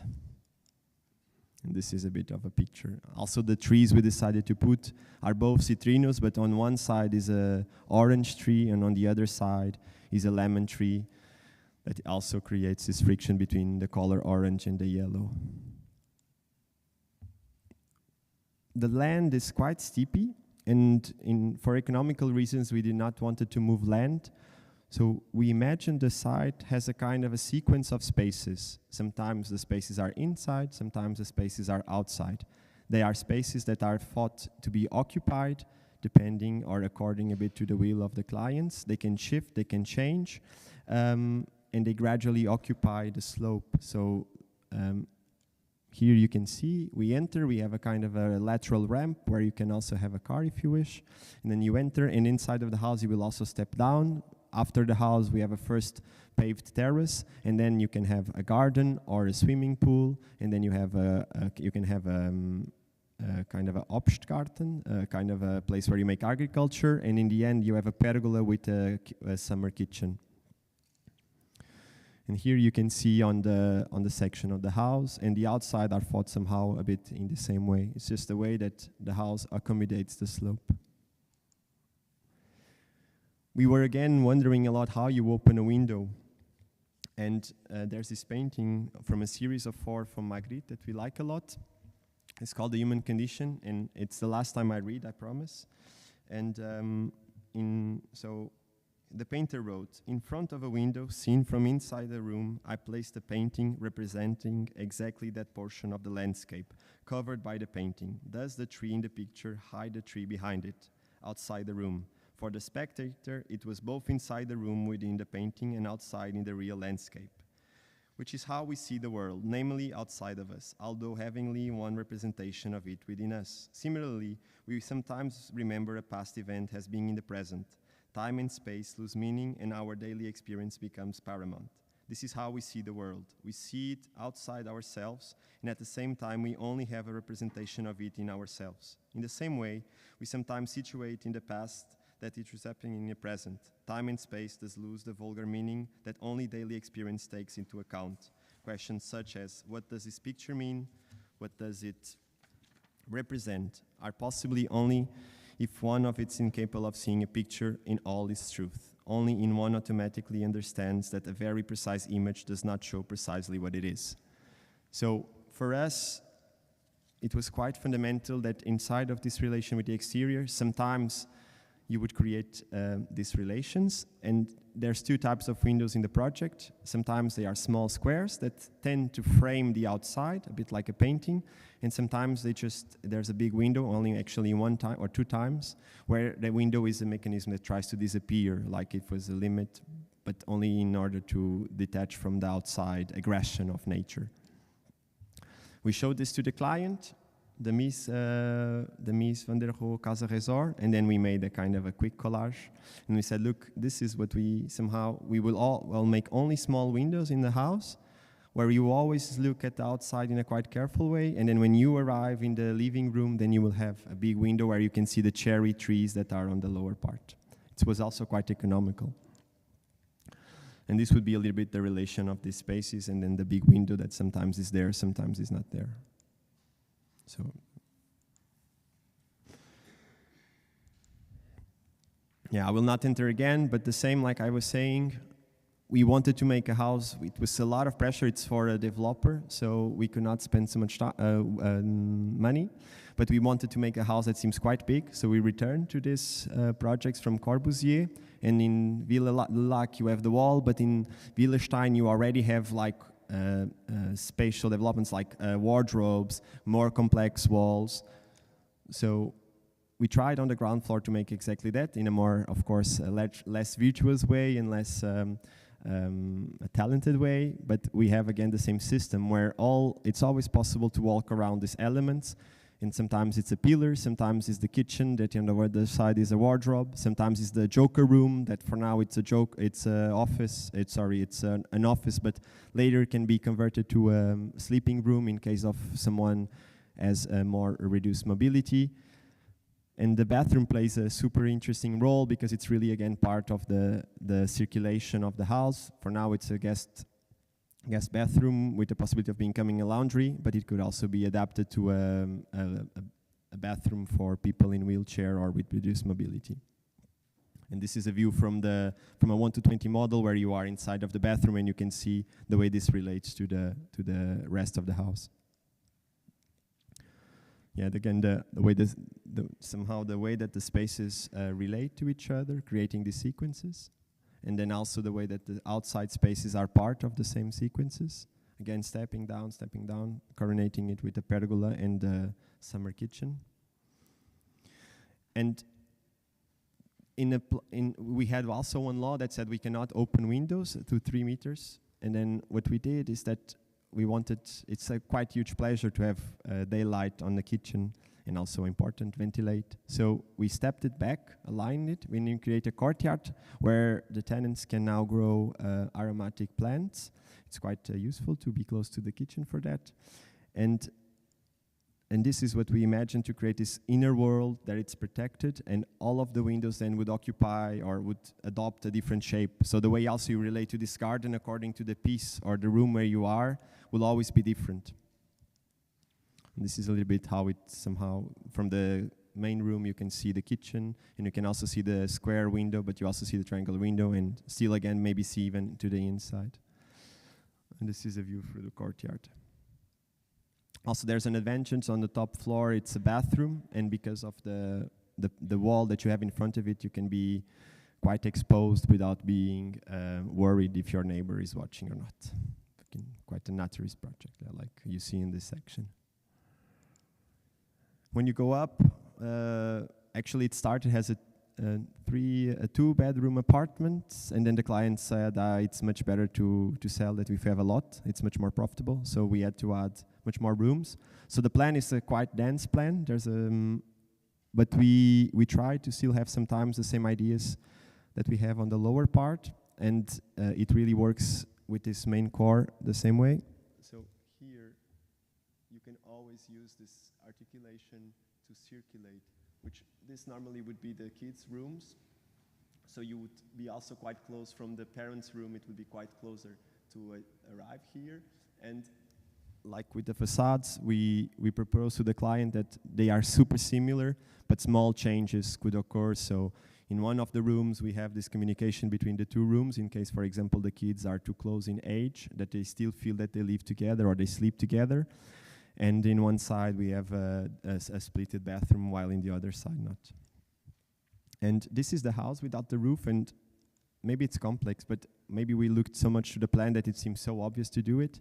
And when you take the roof out, it's still quite, for us, beautiful silhouette and all these events. The way this relates to a pitch roof where we started a project in another sense, it's quite a beautiful discovery when we analyze the model we built.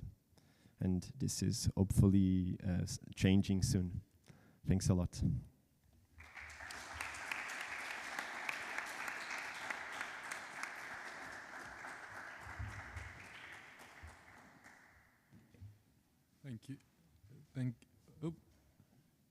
Thank you, Rui, very much. Yeah, I feel very inspired and stimulated by that. One of the things that maybe one of the first questions I'll bring to you actually is maybe it's to do with the relationship between what's going on within the project and then the references or the stimulus or the kind of influence of external factors. Because while we joked at the beginning about this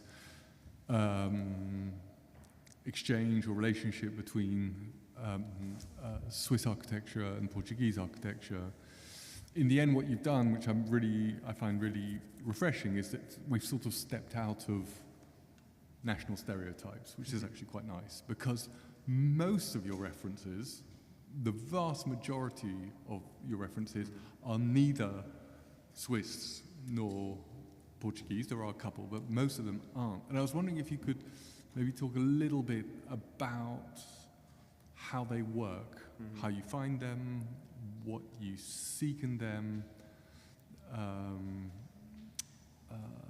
and kind of how they play, because yeah.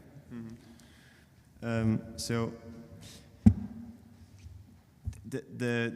I think it's common to everyone on the way the process of a project works. You know, now we are telling the story here, but there was thousands of other things we could also have showed, things that we looked at, and in this project there's probably thousands of things we looked at, and somehow in small moments they are still there, but they are no longer so relevant to tell as part of the stories. But the way we look at references, a little bit like we said in the introduction text, is we use them in an operative way, and we try. So I'm deeply in love with architecture, but we try to take more attention to the ideas and not necessarily to the way that they are materialized.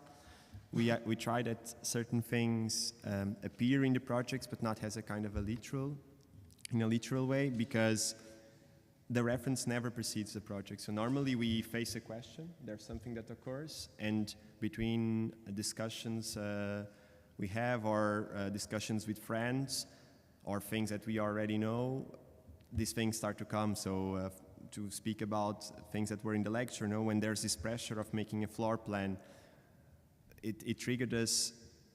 There's a certain way of making housing that it's quite good or bad. We don't need to discuss that now.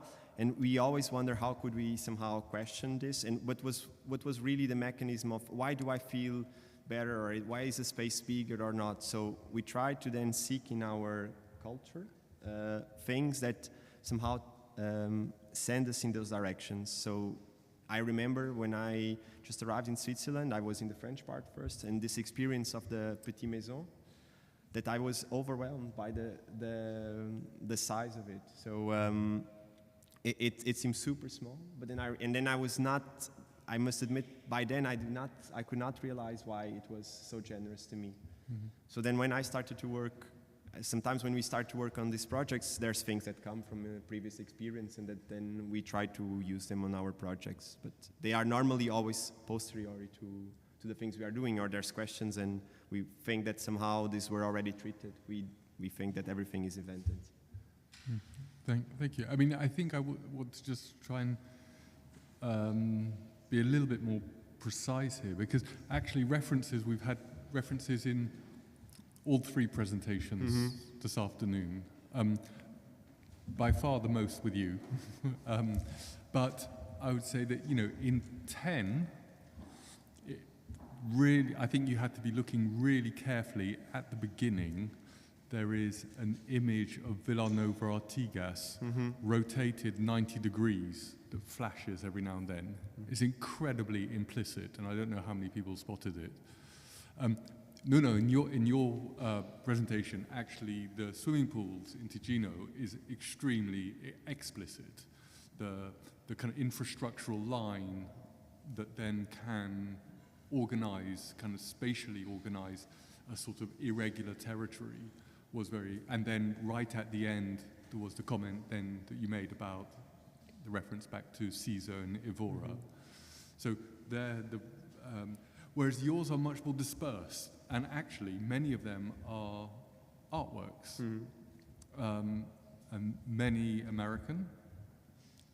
I guess it slightly reminds me of when, let's say, through 9H, as I mentioned before, first encountered Herzog and de Meuron, and all their references were, let's say, from the art world more than they were, and that was quite new at the time. So maybe you could say a little bit more about, there's La Petite Maison, Le Corbusier, and there's a few architectural ones, but there's also, you have a kind of a deck or a folio of art references, and how do they work? So I think first it's something that it's quite dear to us. We like art a lot, and I think the advantage, at least for us, of the art references is that normally they are not translated one-to-one formally in a project. So it's really about one idea. So it's depending on the question again we have, we tackle, you know, sometimes we return a lot to paintings because of the ideas of perception, of how we perceive, and it helps us a lot to in how we compose a facade, for example, or what are the themes. And maybe it's also a naive thing because we are such a young practice. I think the practice will make 4 years by the end of the year, and it's also maybe a way to reassure ourselves that we don't need to take too much risk. No, it's like, it's have been done, it works, it's good. So it can be seen as a kind. So I really like this idea of the device that helps you to walk, because it's really operative in our way of walking.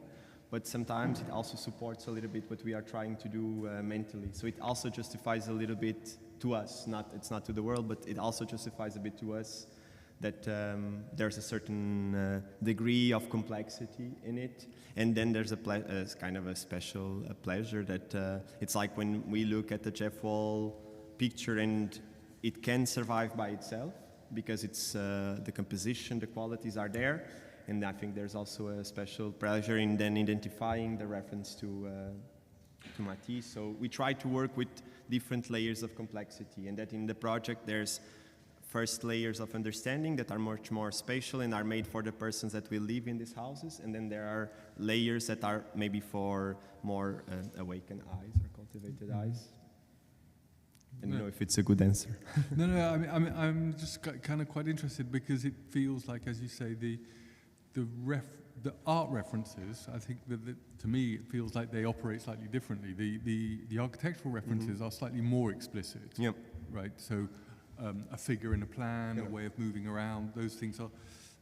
The art ones are much more, and it strikes me that they are more narrative than conceptual.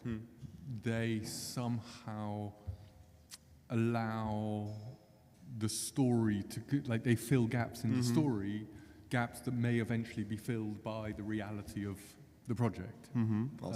So they're sort of part of a kind of storytelling rather than a kind of a locked-in concept. But I enjoy them for that for that fact. And I wanted to then sort of maybe move on from there to, let's say, another observation, which maybe you could develop. There's a very strong graphic quality to your work, which you were very clear about when it was the flank wall of the housing in relation to the Frank Stella painting. But actually, every floor wall is kind of invested in some kind of figure. And I was wondering, kind of maybe talk a little bit more about process.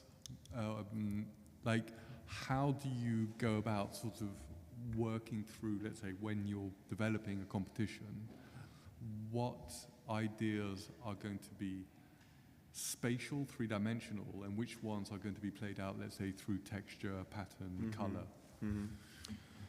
So, it's a good question. So, I think that figure is of fundamental importance to us.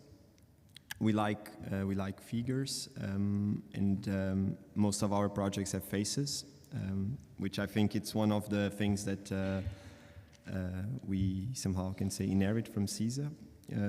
It's a fascination, but I also find that it's a way to create a sense of empathy from non-architects with the buildings. We are quite interested in this idea how people that are also not architects perceive the buildings, to narrate situations. I remember when I was a kid, there was, let's meet next to the greenhouse or to the house that has a nose, or there's this kind of figuration that is quite important, and it's on the cultural dictionary of people that are non-architects. So we think that it's purely hypothetical, but we think that this is a way that we kind of somehow approach people that are not architects, this more figurative idea, but this is probably not even really about the question you made. When we are working, since this is so important for us, I can no longer speak about the moment where these certain things start to occur. I was taught with, in a school that it's quite similar to this, where model making and drawing are the basis of our profession, and right away things start to appear since the beginning, and these figures are always somehow there, and they come almost natural, because there's a sense of equilibrium of composition that occur between having the triangular composition. So when you make two windows in the third one, you already create a triangle, which somehow at perception level, you know where you are going, and it creates a sense of equilibrium. No, this is well, it's studied, so we just follow it somehow, and we try that the question about, for example, the way the building would age or the materiality, it's always a second question. So because we are much more interested in how the building is perceived, because we prefer to accept the idea that it will change, and then of course we try that the way it changes, it's carefully and controlled. So the way, for example, this last the green house, the way that the panels were put it, and the way that the bitumen would be applied, it would be a way that when the water would pass, then the joints would be reinforced, and would be, because it was a water wash. So it's I must say that it's probably, you said it right, it's much more graphical than even constructively thought so. And also from our experience, but we work with super low budgets, like the projects that we are really building. So we also live quite well with this idea of the painting. So we think it will change. It will be beautiful nevertheless, like there will be the wrinkles of the house, the white hair of the house. And then if people are not happy, they can always color the hair, change the hair color. It's no longer on us. We try that the buildings that we do are also not untouchable. Like a little bit, I really liked in your lecture when you showed the way that the owner of the house was building already something behind, and you said, we find this super beautiful. I think this is a totally different position according to the way I, for example, was educated, and I enjoy much more this freedom of the evolving, and where the persons that use these spaces reclaim real property. It's not these objects that aren't touched. It's not pieces of museum. They evolve, and it's this uncontrolledness of the objects. I find them quite appealing. Also, then the way it's built. But I might not have answered to your question, Tom. Sorry. No, actually, you answered another question of mine already. So okay. We're running out of time. I was going to ask you to talk about, because this was arranged actually. I was going to ask you to talk about triangles, but you did. I was quite intrigued by the recurring figure of the triangle. But the graphic and the paint, actually, it reminds me also a little bit of Vala's lecture in Zurich last year, where I seem to remember talking about the painting of the circles or semicircles on doors as ways of bringing a figure to kind of very ordinary elements, and that was a kind of very kind of striking thing. But I think we are probably starting to run out of time. I think we shouldn't close before offering all of you a chance to ask a question. If there's anybody who would.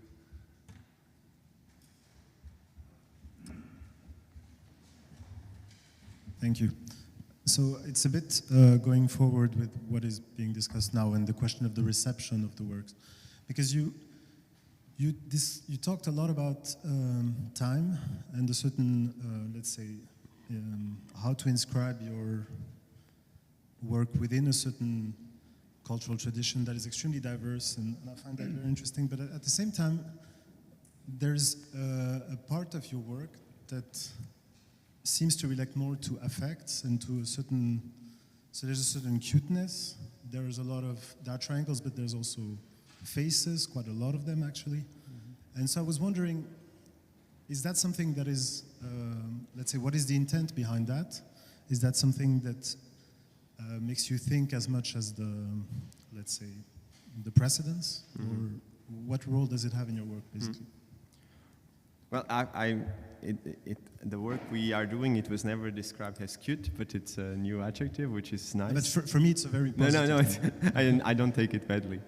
It's we like to look at the things that we do in the past in a quite critical way. So every time we finish a project, we are normally quite critical about the things we did, and even if it's built, we look at it and say, if we think this is interesting, maybe this will not be interesting, maybe we should rethink this.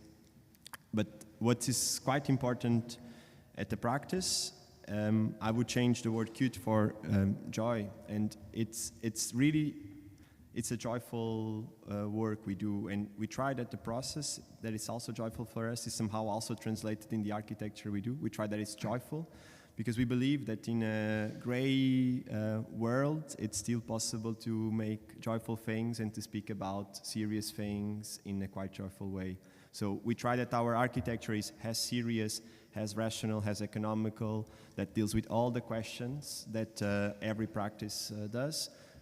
But if somehow, we like to believe that when we look at the houses or when we look at the projects, if there's a nice sensation that comes out of it, if there's a playfulness that somehow awakens a good sensation in us, but also in the people. We cannot control how the people will receive the work, of course, no? The relation between one and a piece is always the same. We go, we observe something, this thing somehow evokes things in us that are hidden inside of us, that say more about us than about the thing itself, and this is the way that the piece reflects who we are somehow, and maybe our projects for us, I like that you said that it's cute, because maybe it means that we are also cute, or that the ones that look at the house are cute or joyful, and maybe there are people that will look at the house and find them not that good or not that joyful, but maybe it's more like a mirror, maybe it's more the person, but we cannot control. So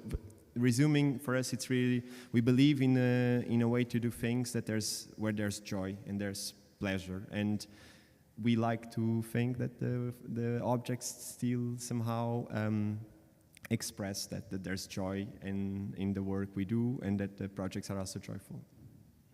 Okay, I think one final question. I think there's... May I? Oh, yes. Oh, wow. Yeah. Super prepared. I brought it from Zurich. No, thank you, Rui. I want to say I felt that very inspired with how you show your work and where the work lies now and where the work will develop, as you say. And the title, you didn't talk about it a lot, but I found somehow suiting. The question I had is, maybe there is an observation that I first want to share, is that in a lot of, in some of actually of the images you've shown for, I think, all projects, there was a moment where I was not sure whether I was inside or outside. It was interior, but the feeling of also how you position things, how you explained it through the visual narrative, it could have been both. It could have been an interior loggia, or it's a kind of externalized living room. I find that an incredible quality. So I want to see if you can reflect on that, especially one with the light, and then there was another one in the last project on the rooftop where it really struck me that I was looking at a street light attached to the living room. I find that really powerful, and that I think really reads next to the graphic and to the narrative. The second question was related a little bit to, you work a lot, I think it was mentioned, through geometry, triangles, color, material, application. You kind of, a lot of times, decompose the task. And the task is a lot of times, it's a residential task. So the question goes to maybe the other parts of your practice or the future parts of your practice. So not only one family or two family or six family or six apartment or any family. Let's talk about non-family at all, goes to a kind of programs that you might else do, and also the scales. Because and I'm fascinated about what could be the real translation, the real potential behind the translation of the reference that Tom was asking about to the work, in the sense of the very same reference could be applied to also approaching your house, entering your house, cooking in your house, waking up in your house, etc. If you know what I mean. So it could be also not about the rooms and the kind of residential character, and much more about, again, the inside, outside, the moments which are. And there I was wondering whether you were able to maybe talk about that a bit more. So the non-residential programs, maybe short, but also the kind of the potential behind that to scale it up to the level of a beautiful project like the bus terminal in future. Why not? You know, to really go into the landscape with it, but also to scale it down to something which is fundamentally an object we might hold, you know, in the hand. So that maybe there's several questions in that, and you can pick whichever you like. I just want to say that sort of strikes me as a method that you're trusting and you're working, despite, let's say, a couple of, you know, in German you say Aufgaben, no, the tasks that were there, and that's a kind of a Swiss building code or whatever it is. So maybe you can share on those two. Well, thanks a lot for the nice words. Yes, the first thing, it's a theme that, although it's not present, so I have not really put focus on it, it's something that it strikes us a lot. We, for example, at the ETH, we made 2 semesters consecutively about inside-outside. It's something that it's quite on our table right now. And we believe that also because of climate change and the way that the temperature is also raising, you know, what does it really mean to live in a space? We are interested in spaces in the end, and not necessarily if it's inside or outside, but and because of that, we are interested in the mutation of the occupation of a space. So, for example, you were saying if this is a lodge or a living room, the nomenclature or the way you define it is not interesting for us. It's the way that then it's inhabit, no? So maybe it can really be a lodge for right now 8 months of the year in Portugal, where you could always live with these open doors, and then you really also have more outside space because it's warmer, so you use more the outside, and it's more about being in the shadow and not necessarily being in or out.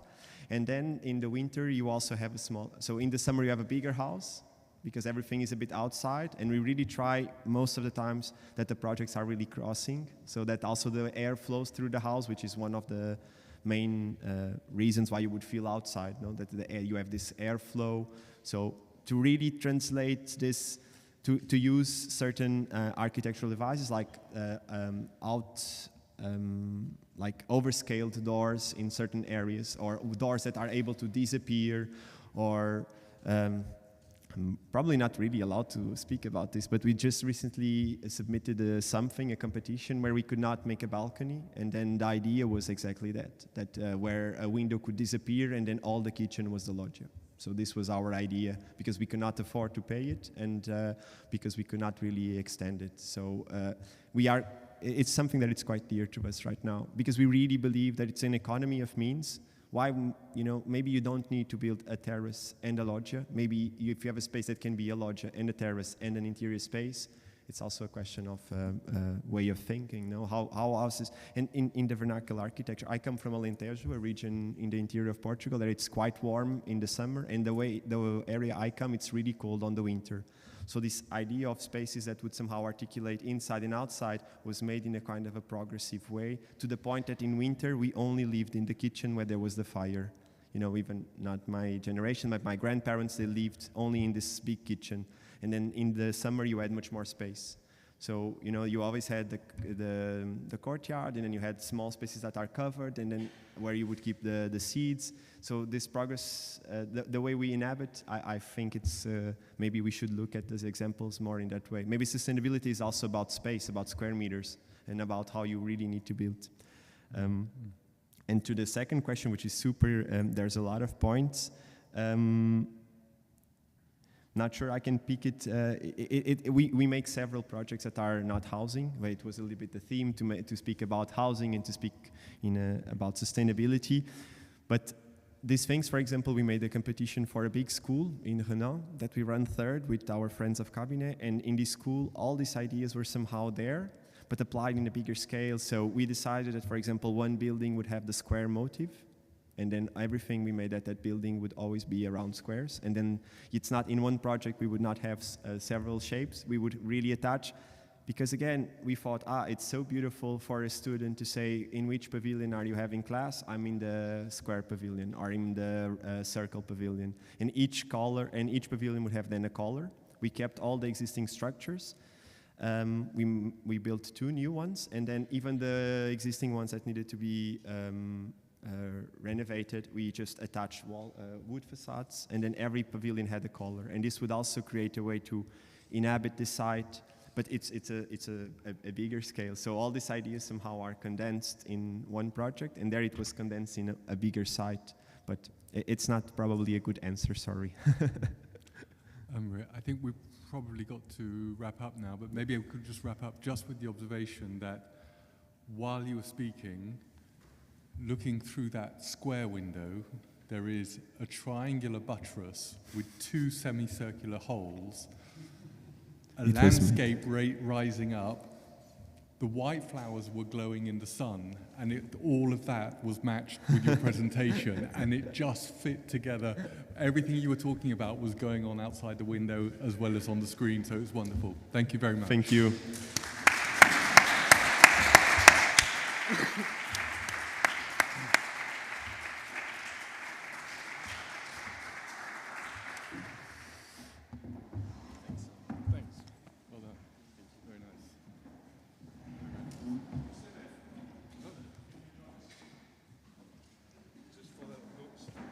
Notes.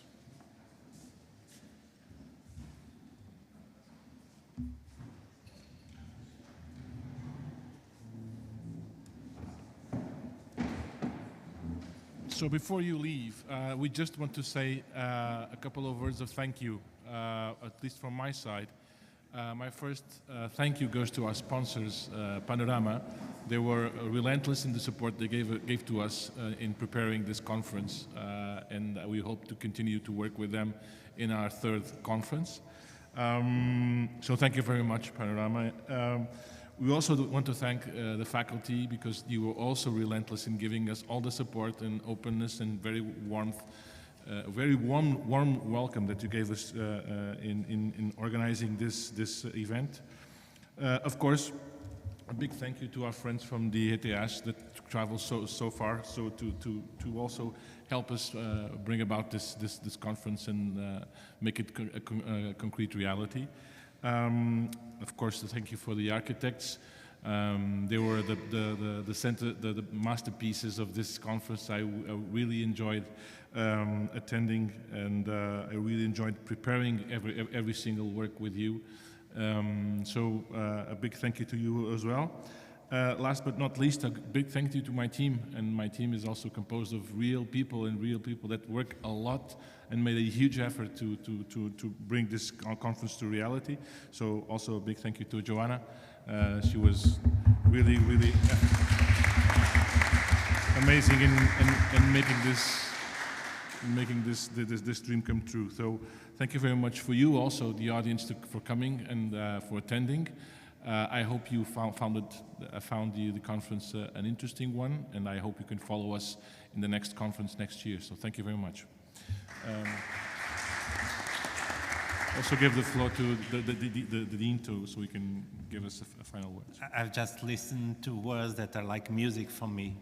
Talking about the 3rd conference is a great prospect for the future, and so I hope that this go on. I have to I'm thankful to everybody that collaborated to make this session happen. All the architects that presented their work, their incredible work. Of course, my colleagues from ETH-Zürich, Filipe, Ursprung, and Emerson. And I would like also to thank the consulate, of course, and the consul, and also Joanna. And I cannot forget also the team here in Porto. So Adriana is over there. Thank you so much. And of course, my colleagues. Thank you very much for coming, everybody. And don't forget that we have a cocktail.